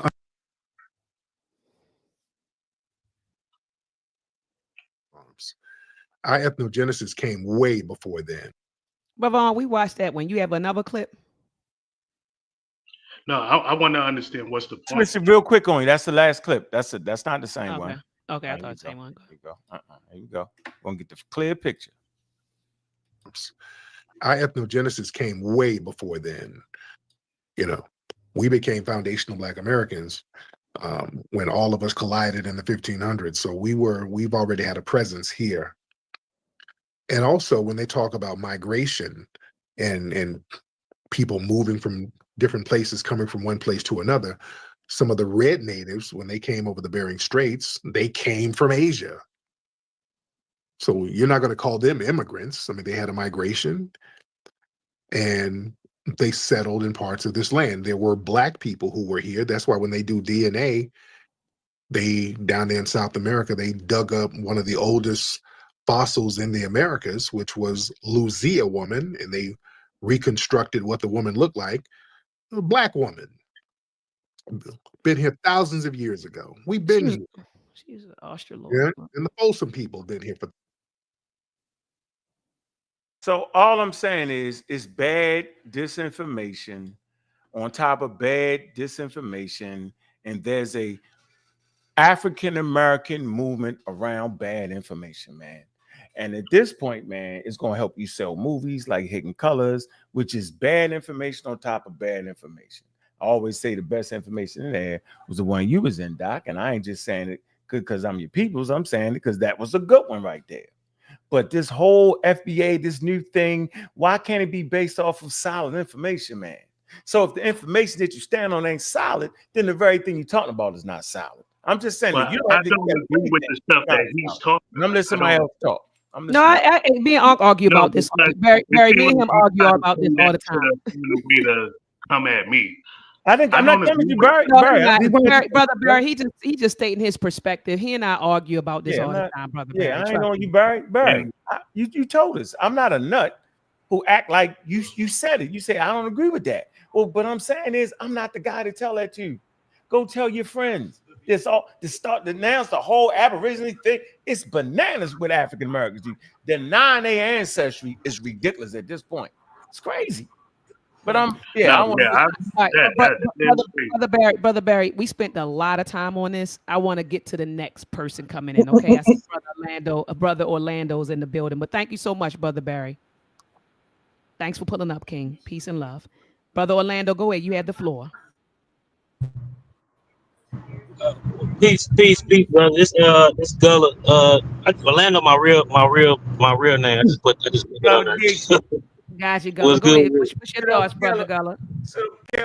Man, I just hate that we got, you know what I'm saying. I think we all should be proud of, you know what I'm saying, the portion of the Americans that we got dropped off at, you know what I'm saying. Like for me, I even go further. I think we should be identified as Africans of U.S. America. Because when we just say African America, because African America is really two continents. You know what I'm saying? But a lot of different. You know, that's why we say that. Not only we say the Americas, we got African. You know what I'm saying? Diaspora all over the Americas, and I think it's a beautiful thing. You know, overall, you know what I'm saying, that we have, you know, this continuation of, you know, these different Niger-Congo cultures coming out of West and Central Africa. They're fabricating into these different, you know, some different elaborate cultures all throughout the Americas. You know, some different traditions, you know, things that they know. No, I like that. Yeah, because even my queen is from she's from Colombia. She's from Buenaventura, and Buenaventura is on the Pacific coast, and it's like, so out of the Americas total, Colombia got the fourth biggest Black population in the Americas. Especially when you speak of Buenaventura or the Pacific coast, areas like Choco, Cali, you know what I'm saying? Most of those areas are like 85% Black. You know what I'm saying? If you go to some of them areas, you know what I'm saying, you would think you are in the you know, the Gold Coast, or, you know what I'm saying, somewhere in Angola, somewhere, but all of them speaking Spanish, you know. Did he go out, brother Uncle? That's my computer. No, that's him. His phone always do that. He got the. He probably went out. Okay, I was like, he's notorious for that. Notorious going out on that. He may be driving too. Okay, I wanted to add something. Yeah, go ahead, sister I wanted Juju. to ask something real quick. about what Tariq was saying, just so you know, for those who don't know, Alexander Van Wathenu is one of the sources that Ivan Van Sertima used. We know that that book is debunked, okay? So, Absolutely. and also clearly outdated. There is no archaeological evidence, there's no anthropological evidence, no genetic evidence, there's no material cultural evidence that Africans were here before 1501, just to give clarification on what Tariq was attempting to say, and very wrong. That's all. No, I'm with you. I'm with you. I'm with you on that. I don't subscribe to that whole idea. Like you said, that we were here before the 1500s at all. But I'm with you. I'm with you, Sister Juju. Thank you for that. Najee, please unmute your mic. What are your thoughts? Is it Najee or Najee? I see you unmuted your mic, but I can't hear you. Get the priest king. All right. I see. No, I see. I'm going in the order that they came in. The Kali Enigma. How you doing, sister? How everybody doing on the panel? Peace to you, warrior. How are you?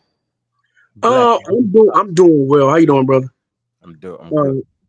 Yeah, I'm doing well, man. I mean, as far as this FBA stuff, so Tariq Nasheed said he actually got it from Dr. Claude Anderson, right? The ideal of Black folks being foundational to America, and that's what he came with, foundational Black America, because Dr. Claude Anderson is also somebody who brought up that Black folks were already here as well, and that we are then, the native Black folks, but it's saying that we not all of us came from Africa. So he was one of the first ones to push that ideology, and that's where Tariq got it from, and Tariq admits that he got it from him. Oh yeah. We unpacked that, brother, on a show about a year ago. That's go ahead, brother. Keep building. And so what's going on right now with a lot of these FBAs? So like half of y'all acknowledge your African ancestry, but you still hate Africans, and then the other side claims to be. No, well, most of them say that they're Native American, right, or indigenous to the Americas. You got some that acknowledge your African ancestry, but then you also have a small fragment of them that claim to be, what do we call it, Black Europeans, right? Unfortunately, I met a brother who calls himself. He said he's from Baltimore, Moor, Baltimore, right? And he said he descends from the Black Scots that came here. Oh, that's Callie. My fault. What's up, Callie? How you doing, man? Good, brother. Good. I said that sound like okay. He on TikTok, Doc. He over there. I've been on TikTok, man. I kind of got off of there. You just pure madness over there. Yeah, I just got off of it just like last week because it's just pure madness. Yeah, TikTok crazy over there, man. TikTok is crazy over there. It's nuts crazy. Over there. Try YouTube. That's where the war is. I'm just in another space right now, right? So it's kind of me and my boy I Am Trill Will. Okay. We kind of engaging more in the politics side, trying to keep Black folks informed what's going on, talking about all the craziness with RFK Jr. and stuff like that, and also with the administration is doing all the lunatic executive orders, the crap going on in the courts and everything, but. That's what I got away. But just to make a long story short, like I said, the FBA, if you start to ask any of them about Black American history, they have no idea what has anybody ever done in our history. They don't know anything. They can't really go past the 1980s, and they don't even know much history about us in the 80s. So they all just kind of parrot Tariq Nasheed, which is why you hear words like, you hear the undermine, right? Tether, hairline, where's your grandma from? Where your granddaddy from? Where your great-grandmother from? Where your great-granddaddy from? Where your great-great-grandmother from? Like they have all the same talking points. Whether you got the Afro elite dude, the midget, what do you call themselves, Black Alpha Network, like all these people, they all parrot Tariq Nasheed. None of them have their own idea. They claim not to be a hate group, but they're xenophobic, moronic, idiotic coon coat. And they're not bright at all. These people don't read anything. I've had conversations with these people on Twitter, Facebook, Instagram, TikTok, YouTube. They're all the same. They're just all mindless drones and idiots. So I just All right, wanted to say Callie, that out let's there. move on, bro. We gotta let somebody else get in. Appreciate What's up, you. bro? Appreciate you, brother Callie. Appreciate you, brother J.A. Oh, there might be a sister. I think there might be Yeah, a sister. No, it's a brother. yeah. J.A., what are your thoughts, brother? Yeah, so I'd like to back up Gullah Geechee. There's a guy on YouTube, spelled ACE, and there's a YouTube video of him and Quibo or Buenaventura. And if you see down there, man, it was like, I'm talking dark-skinned black people. I was like, what? In Colombia. So I've seen those videos. Uh, on this topic with the FBA things, I have a question. One. So someone comes here from the Caribbean or wherever, right? They have a child. They can't say African American, right? Their children are born here now. How long does it have to go before that child can say they're African American? You can say it like Doc said. Once you hear next generation, you're gonna be African Americans. But when it come time to get that check, they done. They ain't better get that check. You always differentiate at that point because that's a Easy historical work. claim, right? Listen, That's what hold on. Tariq would push, right? Slow down. Listen. Yeah. This when you got to be about business, yo. Yeah, hey man, I love my people, man. I love my people, but that don't mean I'm gonna let my store go broke. Like I can't give it away. No. So No, I'm not disagreeing with you. I'm not disagreeing with you. Let me finish, bro. So what I'm saying is we cut it off when the check comes. That's when we cut it off when it's business arrangements. Because just like we can sit here and understand what you just said, what you just said was, well, suppose you had a child, came in and had a child, and we agree as African Americans. But that particular African American would not be a descendant of a person that had enslaved ancestry. So that's easy work, bro. Just like we can figure it out, people with the money is not paying them.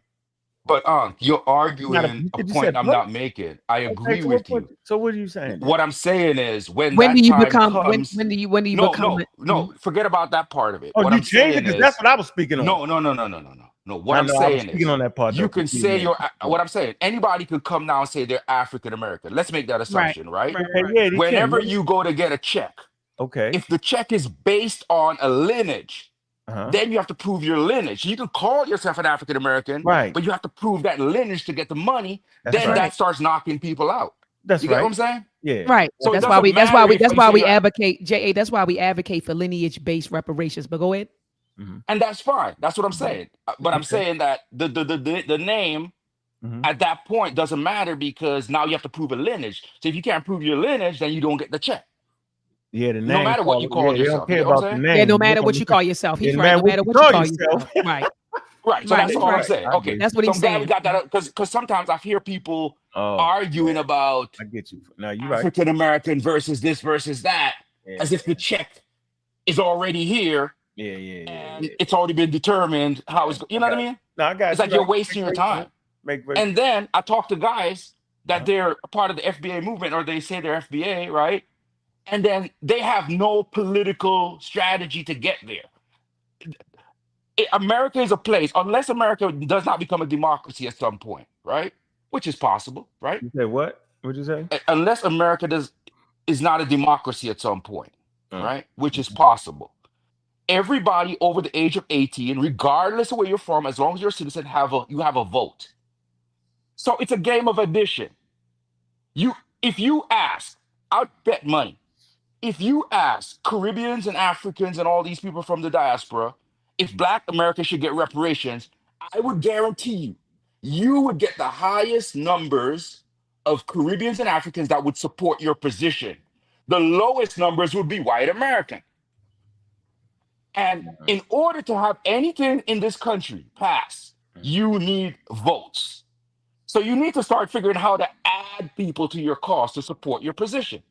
And but then I talk to people that are in the FBA and they're like, oh, we never got no help from nobody. And I'm like, what are you saying? Even in the civil rights movement, because it's television and it going across the world and the Soviets pushing back against America, look how you treating these people. It caused America to have to make certain moves.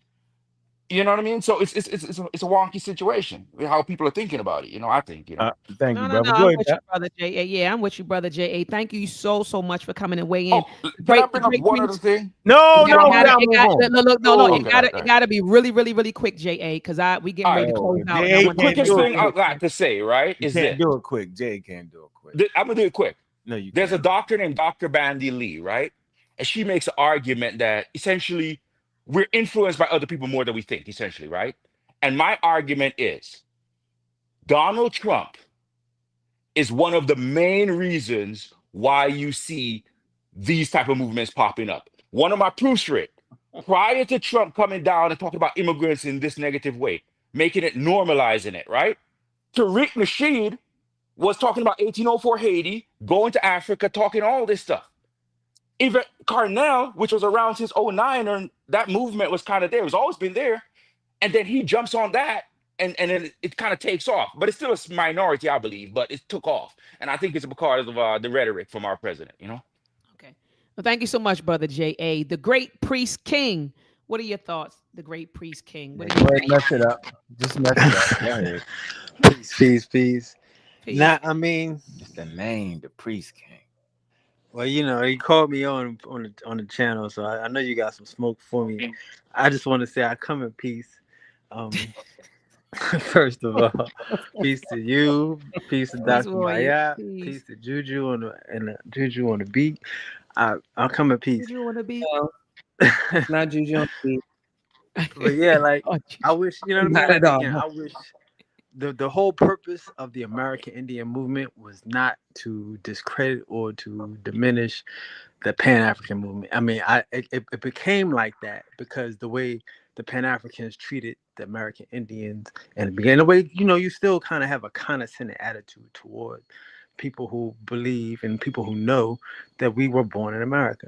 As far as like the FBA thing goes, like what I realized, and Ankh can vouch for this, but what I realized is this is a cult of personality. Like I say, like if the Pan-Africans can respect how we did what we did, y'all could kind of be where we at. But y'all don't want to. Y'all don't respect me. I know who the who. I need to know who the who is. Who you talking about? Yeah, I'm about to say what is it that they don't respect? Let's hit it. You sound like you're scamming us right now. I'm just saying, like they don't respect. They don't respect. Pan-Africans. I mean, what? No, I know the Pan-Africans don't respect. Pan-Africans did what to the Indians? They don't. First of all, like I said me. The Pan-Africans respect me, and I am the Indian leader. That's serious. I'm out of here. I'm out of here. I'm out of here. Brother Unc knows. Unc is not going to save first you. before I even put an Indian thing out. Before there was a zero Indian, me and Unc was supposed to have a debate on was English American Indian language. But that was my brother. I didn't want to kill him. I knew I was going with the bread. If you'd have came with the bread, yo, I'd have beat you half to death. Hands would have been smoking. But the point is, that was way before anything, and he knew I was coming. I was coming for war. So that was the thing. I mean, we did what we did, but I'm saying is my point I'm making is, like, the reason why Tariq Nasheed is popping down is because I'm not around. Everybody knows it's a cult of personalities. That's the sad part. Bro, everybody's looking at him to bring some type of reparations. If he wasn't talking about doing reparations, nobody would give a rat's about him. He's not going to bring reparations saying he was already here. Juju, can I That's not how it works. God damn, I waited patiently. I didn't cut nobody off. Go ahead, land your plane though. Great priest, land your plane. We wanted to make sure you was talking about the Indians and not the African Americans. We just want to make sure. Go ahead. All right, go ahead. Let him finish. I don't have no smoke for y'all. The problem is personalities. Like I say, Polite is my student. Them niggas stole everything about what we do. That phenom, that's what you gave me. I'm the young phenom. You gave me that title. They gave it and signed that, I took it and gave it to Polite. So everybody knows they don't have nothing to compete with us. It's about personality. It's about personalities. And unfortunately, I gave information is that primates is from America. Nobody can dispute that primates is from America. So therefore, I don't have to argue about, you are Indian, this, that, and the third. Argue with primates from America. Everything else is about personality. It's about a person seeming like he's going to do something for you. I'm empowering my people to do for themselves. That's why. Hold on, stop, freeze for a minute. So, in case y'all don't know what he's doing right now, what he's saying is that that early humans, psychobabbling. No, I'm telling you what he's doing. He's trying to say that Homo sapiens arose in America. I just want to translate that. No, I did not say that, sir. I did not say that, bro. Natasha, I'm lost too. Natasha, I'm lost too. I said primates originate in America, and I understand you guys are lost because we dealing with science. Y'all dealing in history. Nah, man, you. I'm dealing in science. That ain't no science. I deal in history. I deal in language. I'm the master of this thing. But let me know when you're done. That ain't no science. Where primates come from? All right, brother. Thank you so much. Appreciate you, brother. Thank you so much, brother. Yeah, we ain't gonna buy that. I just wanted to let him know there's no way that English can be indigenous to America because it's under the Indo language phylum, which has other subclades, which includes like Germanic, Romantic, Slavic, different things like that. The Native American does not fit in that language phylum. So no, English is not indigenous to America. They don't speak English here. Yeah, he mentioned primates like as a whole, like the earliest primates, but not when you get to the simians and all that come way later. You know what I'm saying? It's like the early ancestors of horses come from the Americas, but that wasn't that's when horses had 5 toes. You know what I'm saying? You can't just go into a broad view of primates. I think he was talking about like human primates. Yeah, that's talking about. I know, but he trying to conflate that the earliest primates, the earliest primates were here in America, but not when you get into apes and simians and all that. You know, all that developed in Asia. Yeah. Now the primates first evolved in Africa and Asia.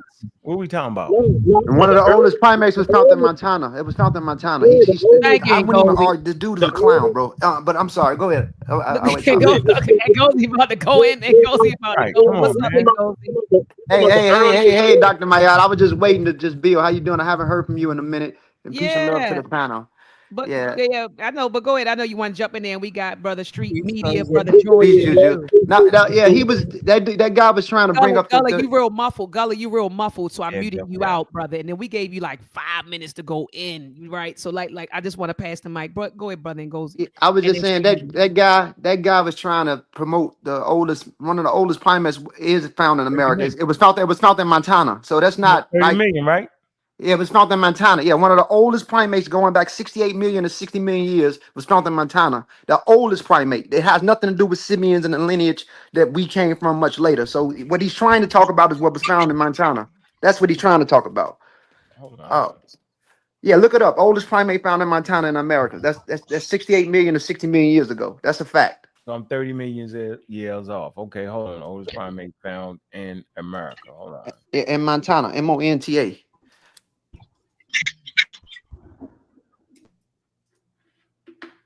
All right. No, keep talking. I don't like how you disrespecting Dr. Mayat, bro. Who him? What happened? Who said that? That's all right. He hit the panel again around. He'll get it. Who disrespected the queen? Yeah, talking about you a snitch. Oh, yeah, hey man, don't worry, man. That shit. Yeah, don't give him no shot. These people weirdos. They weirdos. But I was gonna say, the title that we have, I feel for us as a lineage in America is good enough. African American. I even threw a spin at FBA and called us FAA, Foundational African Americans. We don't need all the other stuff is not needed. We're foundational African Americans. We are part of the history and foundation of what built this country. We have a label already. People, they trying to create all these different names and spin-offs of different things, but what's set is set and what's established is established. And following the lineages and following like the genealogy and different things and the traces of ancestral history and certain information, it's already there. Could a Caribbean African be a African American? They would call himself African American, but he wouldn't be a foundational African American or FAA. Everybody know that. We know that Jamaica is part of North America.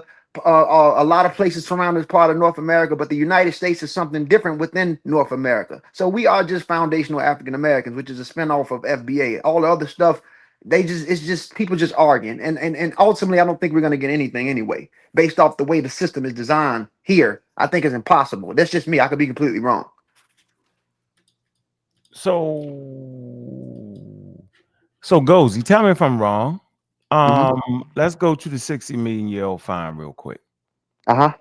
Journal of Science. They're basically saying it's the ancestor or near relative of primates at 65.9 million years ago.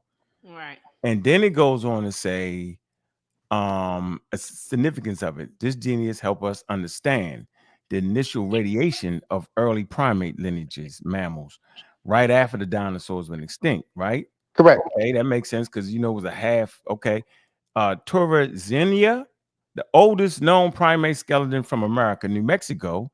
And it says Torrezenia is a member of the extinct group of Plateociniforms. It's a considered close relative to true primates, age and context. 65 million years ago was recovered from San Juan Basin in Mexico. Significance: this find supports the hypothesis that early primates or their close relatives were arboreal, let's say, possessing anatomical features adapted for life in the trees. So they're not saying they're actually true primates, though. So I just want to make that correct. Now look up the. Yeah, no, you're right. But I also want you to look up the oldest primate found in Montana. The first fossil it was the, hold on. The one I just said, Montana. Right. Yeah. It says a Porgaticus. It says it's considered one of the earliest ancestors of primates or near relative of primates. Correct. Right. It's often referred to as primormorph. How you say that? Primormorph. Right. 65 million. Yeah. It's just I'm just saying it says like primate like and hold on Gozy. So we know when the continents together, right? If I was to pull up the continental drift when they was together, right? They got that thing that what they kind of talking about, right? That's not a so you saying that's a true primate or with this? No, it's a basal branch of it. Like it's one of the earliest basal branches of it. And if you read a lot of the headlines, they talk about the oldest primates found here. Now, headlines to get us though, right? Them headline, and that's what I'm saying. He's trying to use that as a spinoff to project whatever he's trying to project. But you have to be careful with the headlines. It's a basal branch of an earlier primate, and one of them was found in Montana, which is a basal branch of it. That's why they talk about paramorphs, right? So it's a basal branch of it. Okay, all right, we're in the game. Free media, George. Good love to you, brother George. Brother George. I blame Uncle for him out of this. This is all. What happened, brother George? What happened, brother George? I blame Uncle for all this foolishness. This is his fault, man. All dating back to 2009, he started it all. What happened, brother George? Game one with all the other groups that wasn't Pan African. It's Uncle's fault. Oh man. No, I think the young people talking to FBA talk is a good thing. I'm gonna tell you why.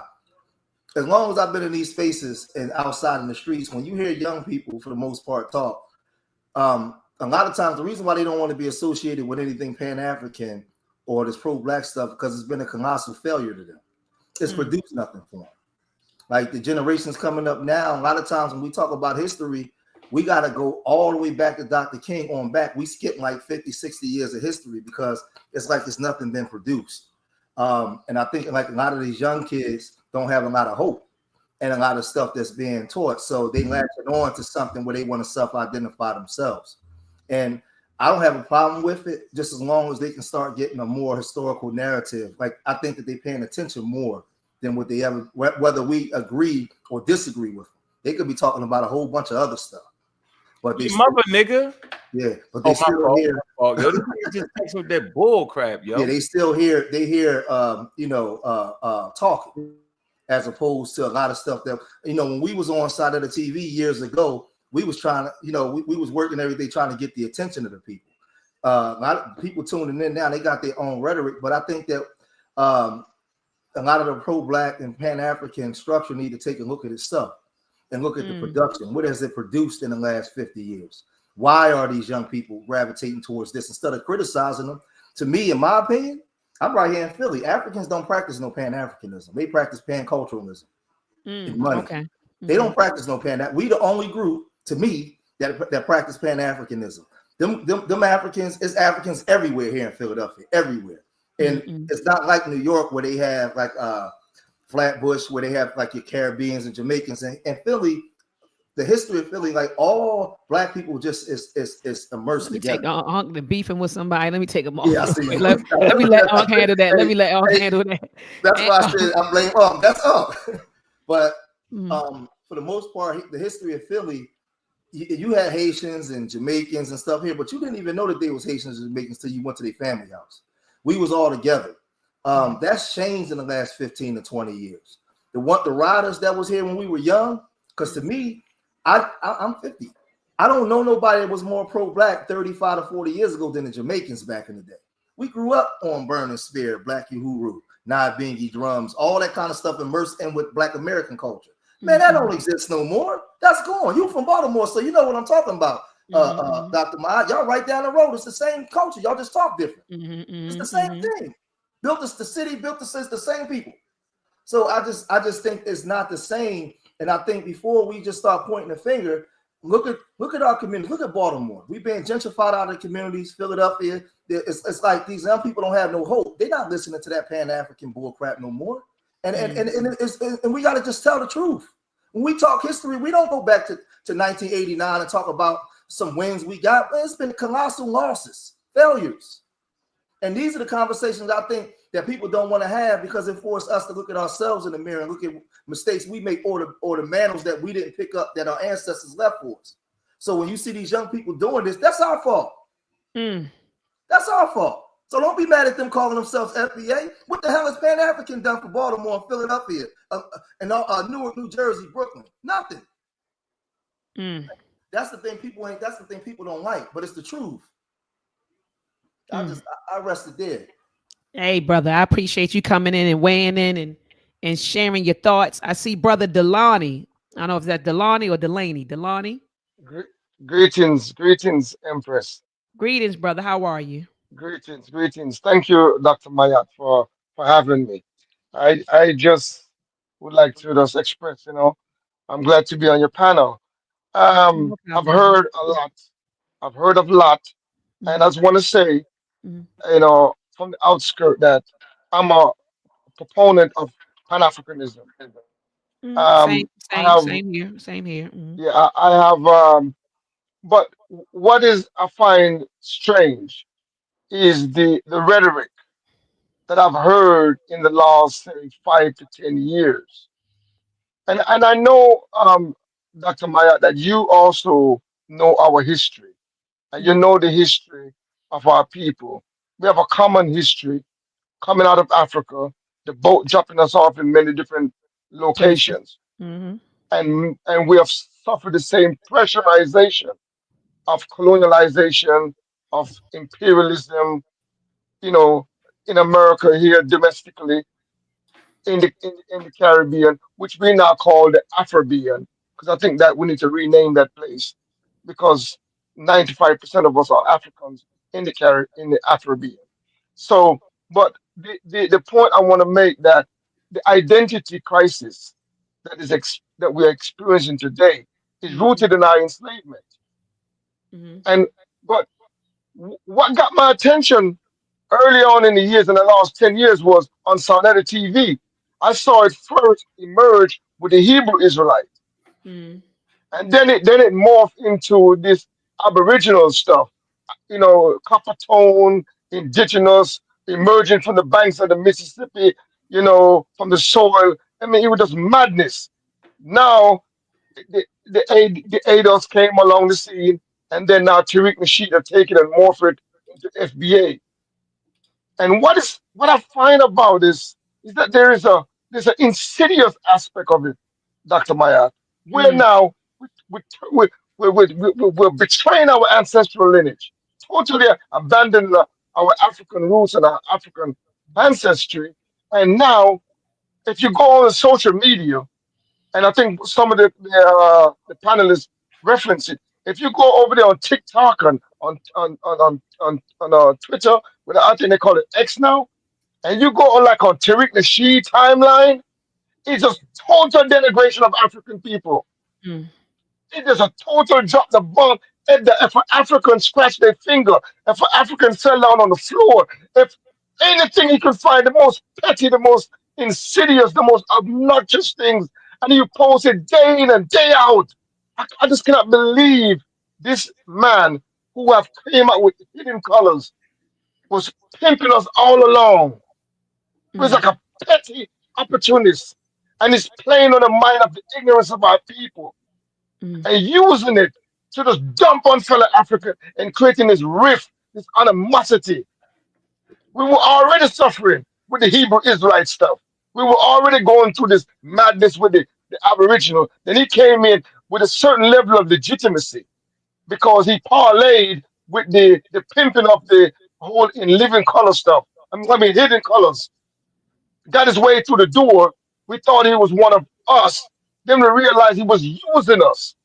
Was able to get the scholars them, pay them a little change to get them to speak about African history. But he wasn't genuine about it. And we see it all exposed now. Then he comes talk about this multiple lineage stuff that that correctly pointed out the fallacy and the flaw of that. But what is creating is the so-called rift. If, Dr. Maya, if you look around the globe, where African people are emerging from our colonialism, we've all been crippled and we're trying to come up. We're trying to build unity. We're trying to get back our resources. We're trying to get the family back together. We're damaged people. We're trying to repair the damage. And we're trying to build cohesion. The only group that I see is pushing against and fighting against the coming together of African people is these so-called FBAs and those likes, like the Aboriginal, the native copper tone madness that's coming out, and the Hebrew Israelites. They're the only set. If you look around the globe, and then you also got ignorant African people on the continent, in the Caribbean, who are low information people, low lack of knowledge, they probably get caught up in it because there's not, if you go on TikTok, it's anybody goes. Everybody's a scholar who don't know nothing. And it's distorting, it's muddy the water. And so when we say Pan-Africanism, it's trying to bring the African family together. We share resources. We respect our culture. We respect the achievement of African Americans, those in the Afrobean, those on the continent. Most of my teaching was from scholars, from African American scholars who bred me, who nourished me, who took me out of my darkness stage, in my darkest moment, and lift me up to the man that I am today. African American scholars responsible for that. You know what I'm saying? So when I hear this thing as if there's this group out there or this movement out there against African American, it's a false argument. And I hear a brother, and I think he's still on the panel in the red. He was saying that the Africans them there now is not Pan-Africanist. Most African people don't know nothing about Pan-Africanism.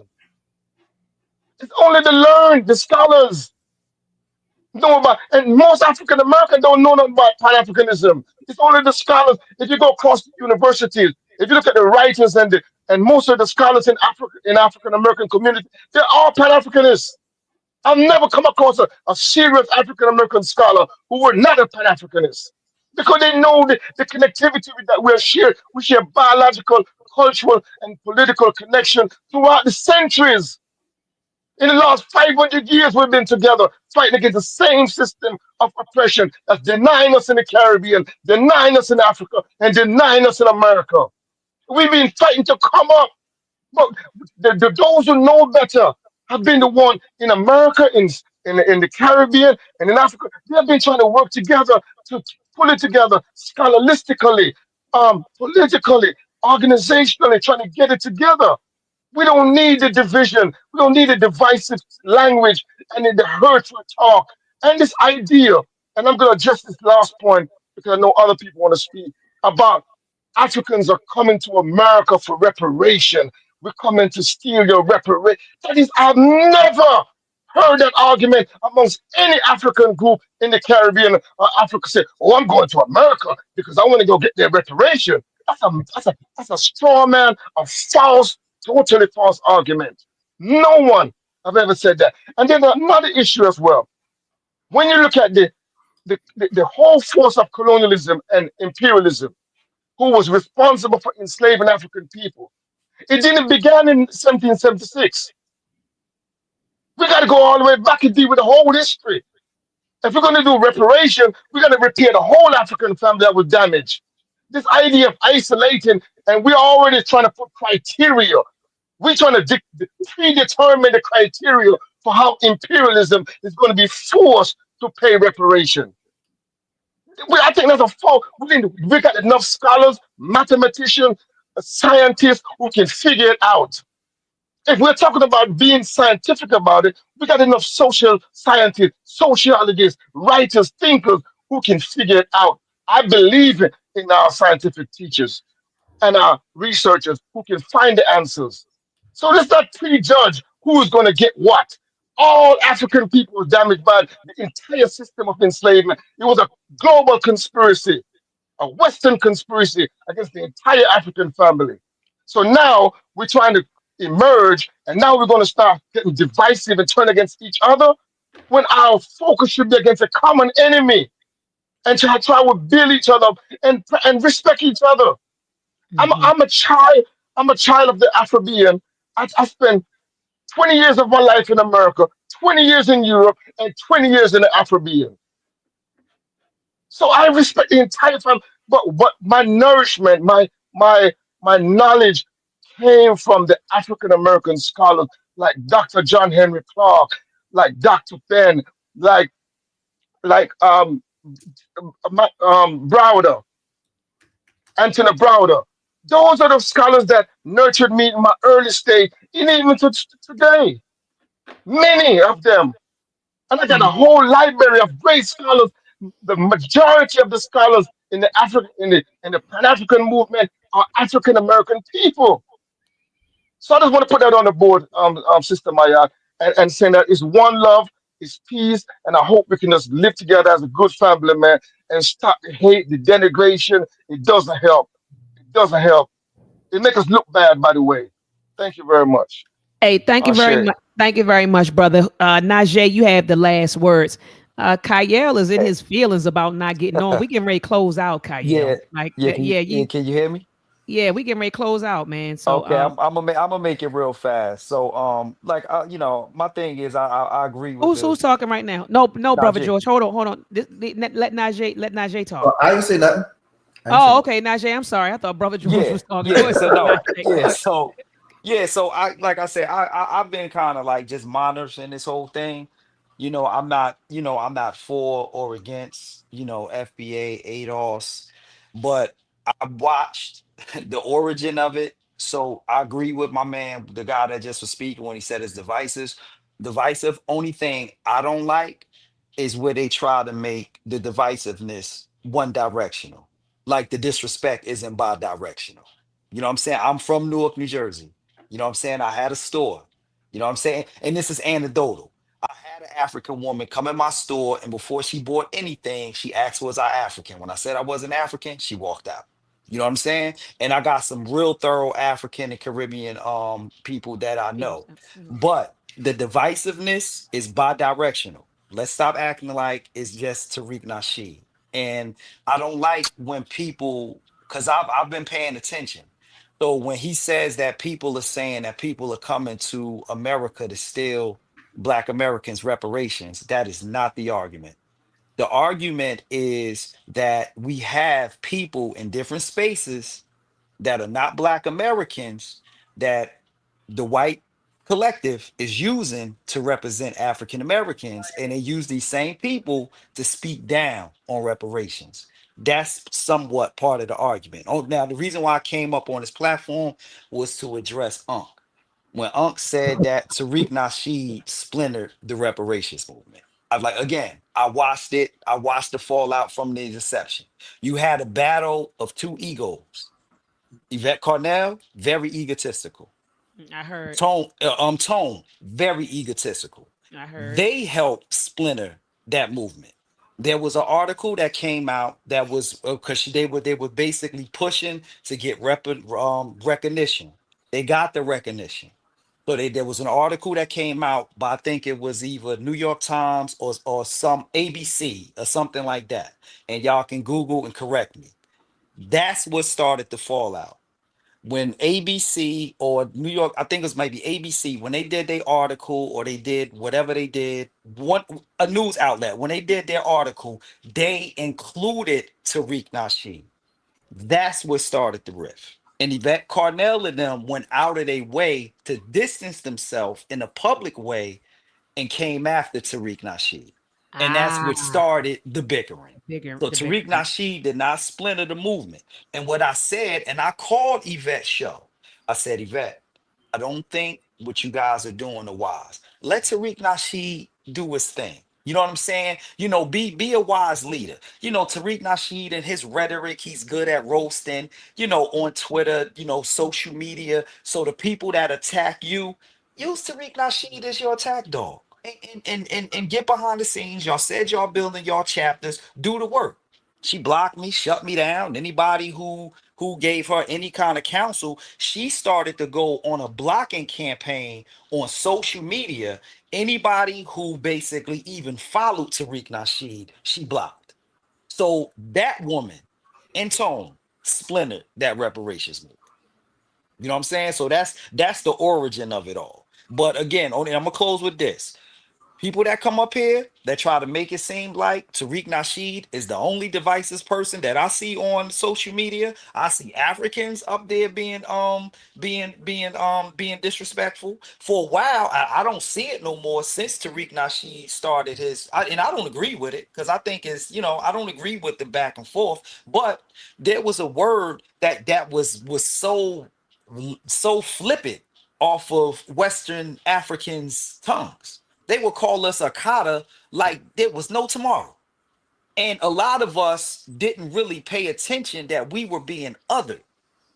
And that's what kind of also started the rift.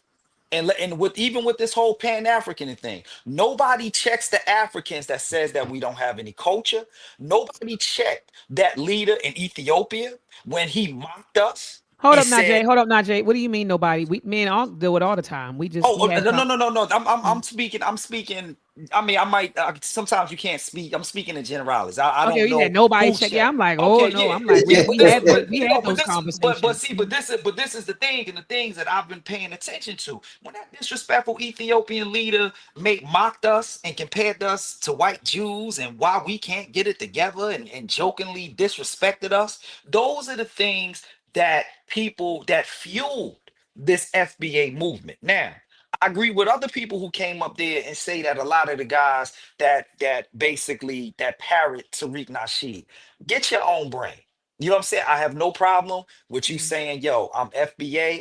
You know what I'm saying? But get your own brain, get your own scholarship. If you saying that, you know, because Tariq Nasheed said he's not a leader. He said it's a lineage. You know what I'm saying? So me personally, I'm going for his word. That's what he said. You know what I'm saying? But for the most part, Ryan Coogler, he dropped the FBA moniker. Is he Yeah, he part of did. He the did. He FBA? did. You know what I'm saying? So He did. everybody is taking on FBA and have its own meaning. Me, I might say FBA, but for the most part, I say Black American. I get Yeah. it. Same But only here. thing I'm I'm with saying you. is for my brothers in the Caribbeans and in Africa, let's stop the bullshit. Y'all know that y'all been divisive. Y'all know that y'all been saying some real slick, shady stuff as it relates to Black Americans. Let's cut it. And I close. All Hey, right, brother Najee. Appreciate you, brother. can I just say one more thing real quick? It gotta be real quick because Yeah, I'm it's gonna be closing real out. It quick. gotta be like super I like can't back under up. 60 seconds thick. Go ahead. I Under just 60 want to come seconds back quick. up because like the elder that was speaking is what I was talking about. Real quick. The problem is in the whole diatribe that the brother was saying, everything is foundational Black Americans fault. The divisiveness. And like I said, I'm here on the East Coast, man, in Philadelphia. Like for a long time, it's been a division. Like if Liberians and the Ghanaians ingratiate themselves into our culture, all the other groups don't. And like we gotta stop. And I know in Pan African we've been fed this. We glorify Africa, and we thought it was this big utopia, and it's not. They don't They don't do that in Pan Africanism, George. What are you talking about? Nobody's there's a lot of distortion taking place. Nobody's glorifying But see, Africa that's what I'm saying. and acting like it's a big melting pot. Off the streets, and I was born into the culture. We need to stop the romanticization. Yeah, that's nobody. Exactly, Sister Juju. That's a distortion of Pan-Africanism. No, this is what I'm saying. Exactly. This is what I'm saying. We all Black here in America. We got different experiences. We may disagree, But the way I was taught was, you know, everything was about Africa. We had the red, black, and green medallions. We was fighting the free Mandela.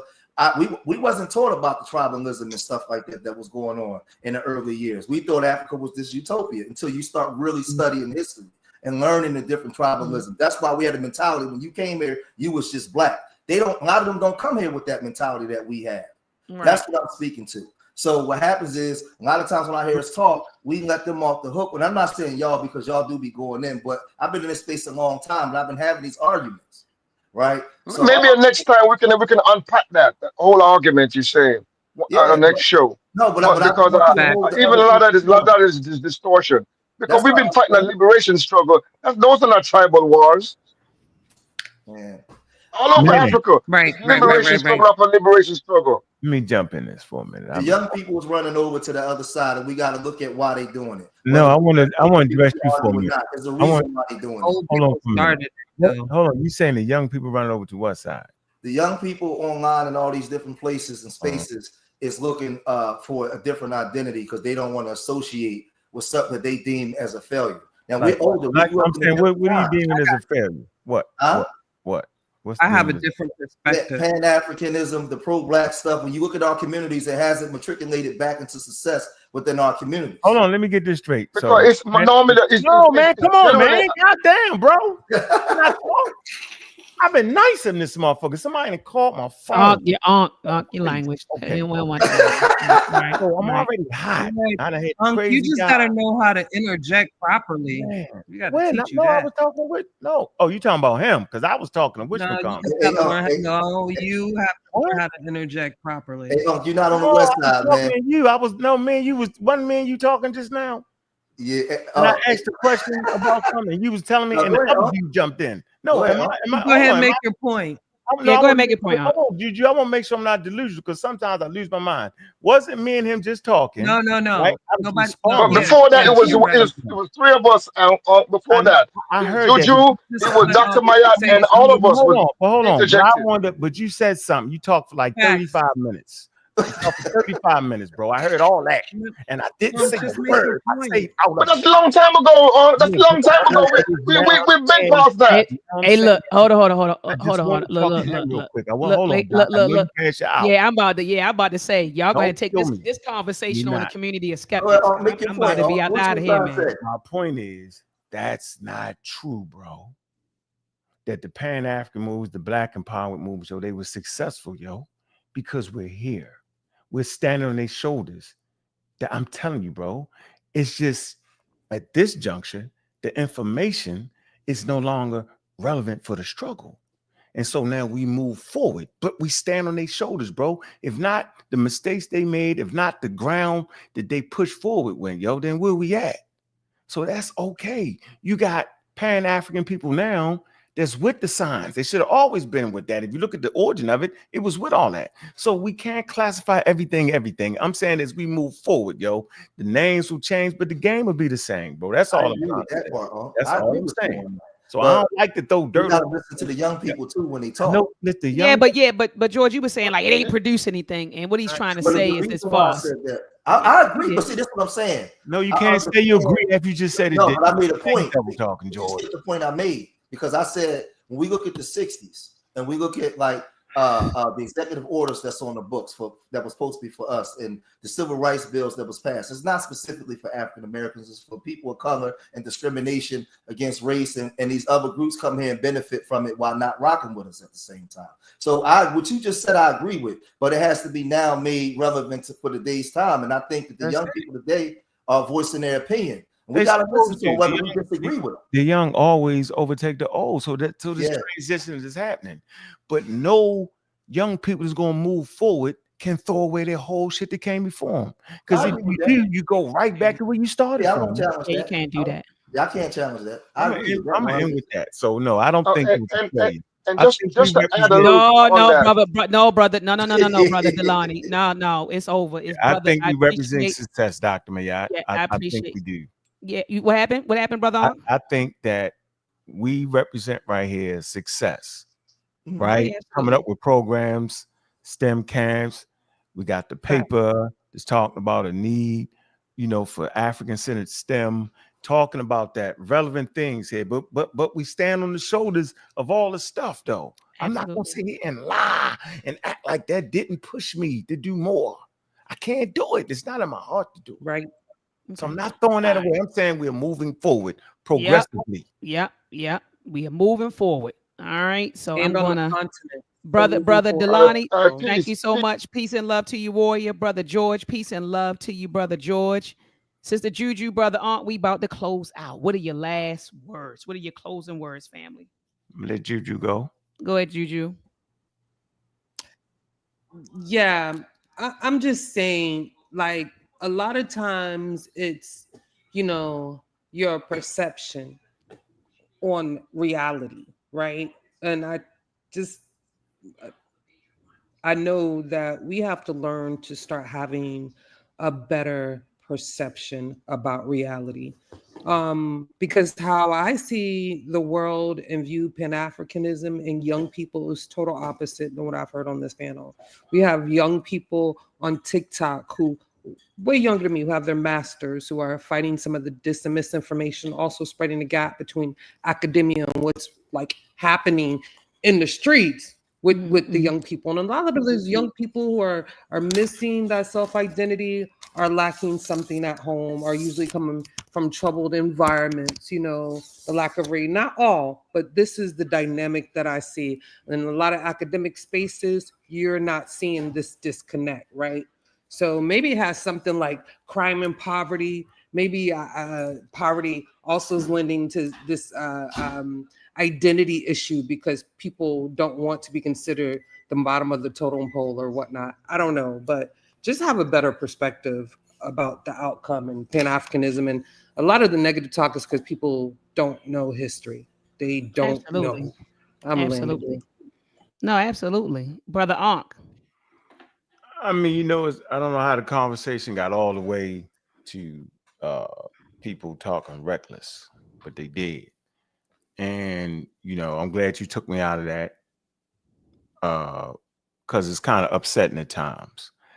But what I will say is, man, we're working forward. The programs are in place. Right now, ideas down. You got about 20, 30 papers, don't you, Doc? Yeah, at this point, absolutely. Okay. And so the ideas are there, right? The groundwork has been laid. Okay. For me, no matter how forward-thinking people think they are, one thing I've learned with dealing with elders in the community, if you throw everything away that the elders taught, I'm saying throw everything away, right?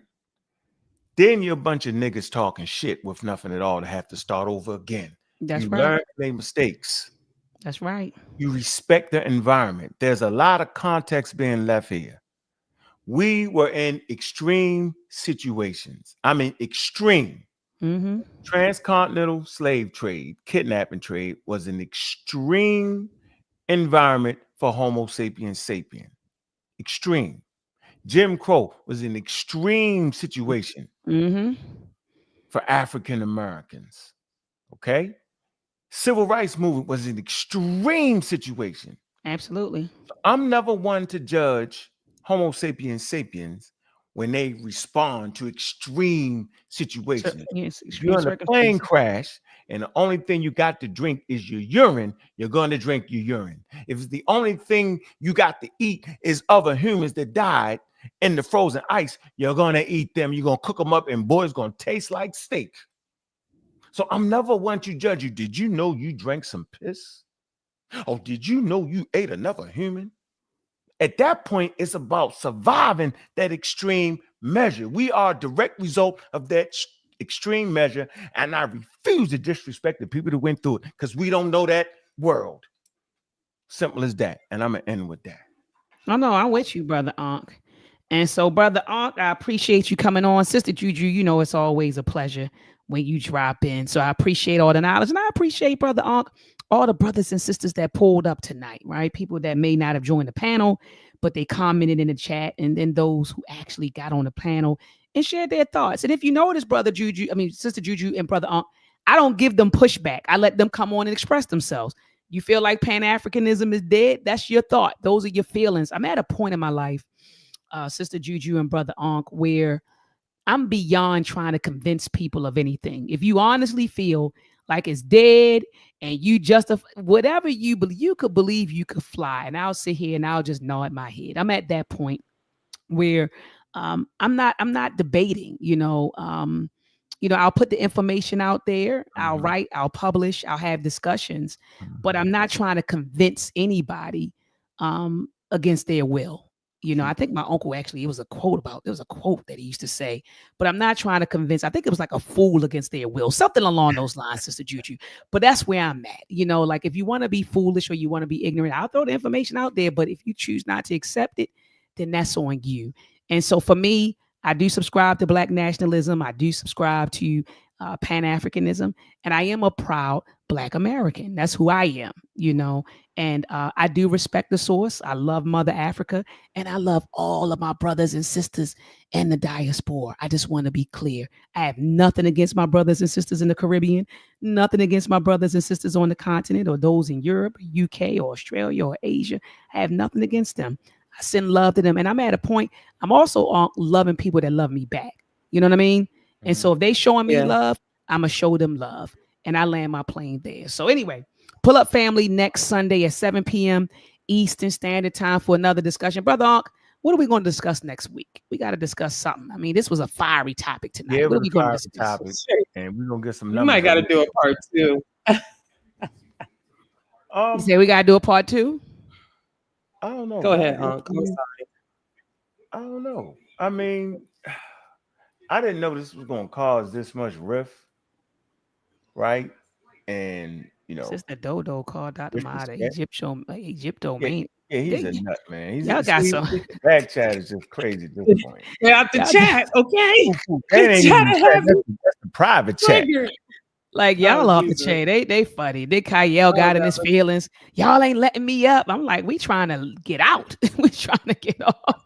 So Kyle in his feelings. It's bananas. But anyway, I'm gonna go ahead and close this out, Brother Ankh and Sister Juju. So family, be sure to pull up, next Sunday at 7 p.m. Eastern Standard Time. And Brother Ankh, you said we need to do a part 2 of this. Yeah, that's what Juju said. I'm thinking. Sister Juju. All right, let's do it. I'm gonna end up cussing somebody out, so I already know I can't. No, you gotta do that on your own channel. But Uhuru Sasa. Uhuru Sasa, freedom now, family, peace, and Black African excellence, family. Yeah, Black African power, family. Right beside the darts of the plan. We'll store that made in art of the man. The new knowledge of power. One more prayer. Knowledge is power, and power is knowledge. Break the chains and experience the knowledge. Find power in power and truth in knowledge. Once you know, no one can take your knowledge. I read book after book, studying the power, spent hour after hour, learning black power, destroying lie after lie. For the power found self in these pages of conceptual power. I found the truth and I'm not letting go. Frederick Douglass and Booker T found power. Nat Turner found truth in his darkest hour. Mama Harriet set us free and stood for we. In these pages I found power in our history. UEP birthed the panther in me. In me, never let a fascist pig carry me, not me. Revolutionary thoughts, all I read. Normal for my soul, keep my spirit on high. Revolutionary thought is always on the rise. Yeah, is always on the rise. Knowledge is power, and power is knowledge. Break the chains and experience the knowledge. Find power in power, and truth in knowledge. Once you know, no one can take your knowledge. I read book after book, studying the power, spent hour after hour, learning black power, destroyed lie after lie. For the power found self in these pages of conceptual power. Our problem was never us, our problems was them. Them being the ones who robbed and took us, kings and queens, nation builders. From stolen legacy to Anthony Browder, building institutions with black knowledge. Build black libraries for black scholars, building black minds, urban philosophy, urban black reads every one place. Black owned bookstores, we support your space. To all black authors, we give much thanks. Knowledge is power, and power is knowledge. Break the chains and experience the knowledge. Find power in power and truth in knowledge. Once you know, no one can take your knowledge. I read book after book, studying the power, spent hour after hour, learning black power, destroyed lie after lie. for the power, found self in these pages of conceptual power. Our problem was never us. Our problem was never us. Our problem was never us. Ooh, knowledge is power.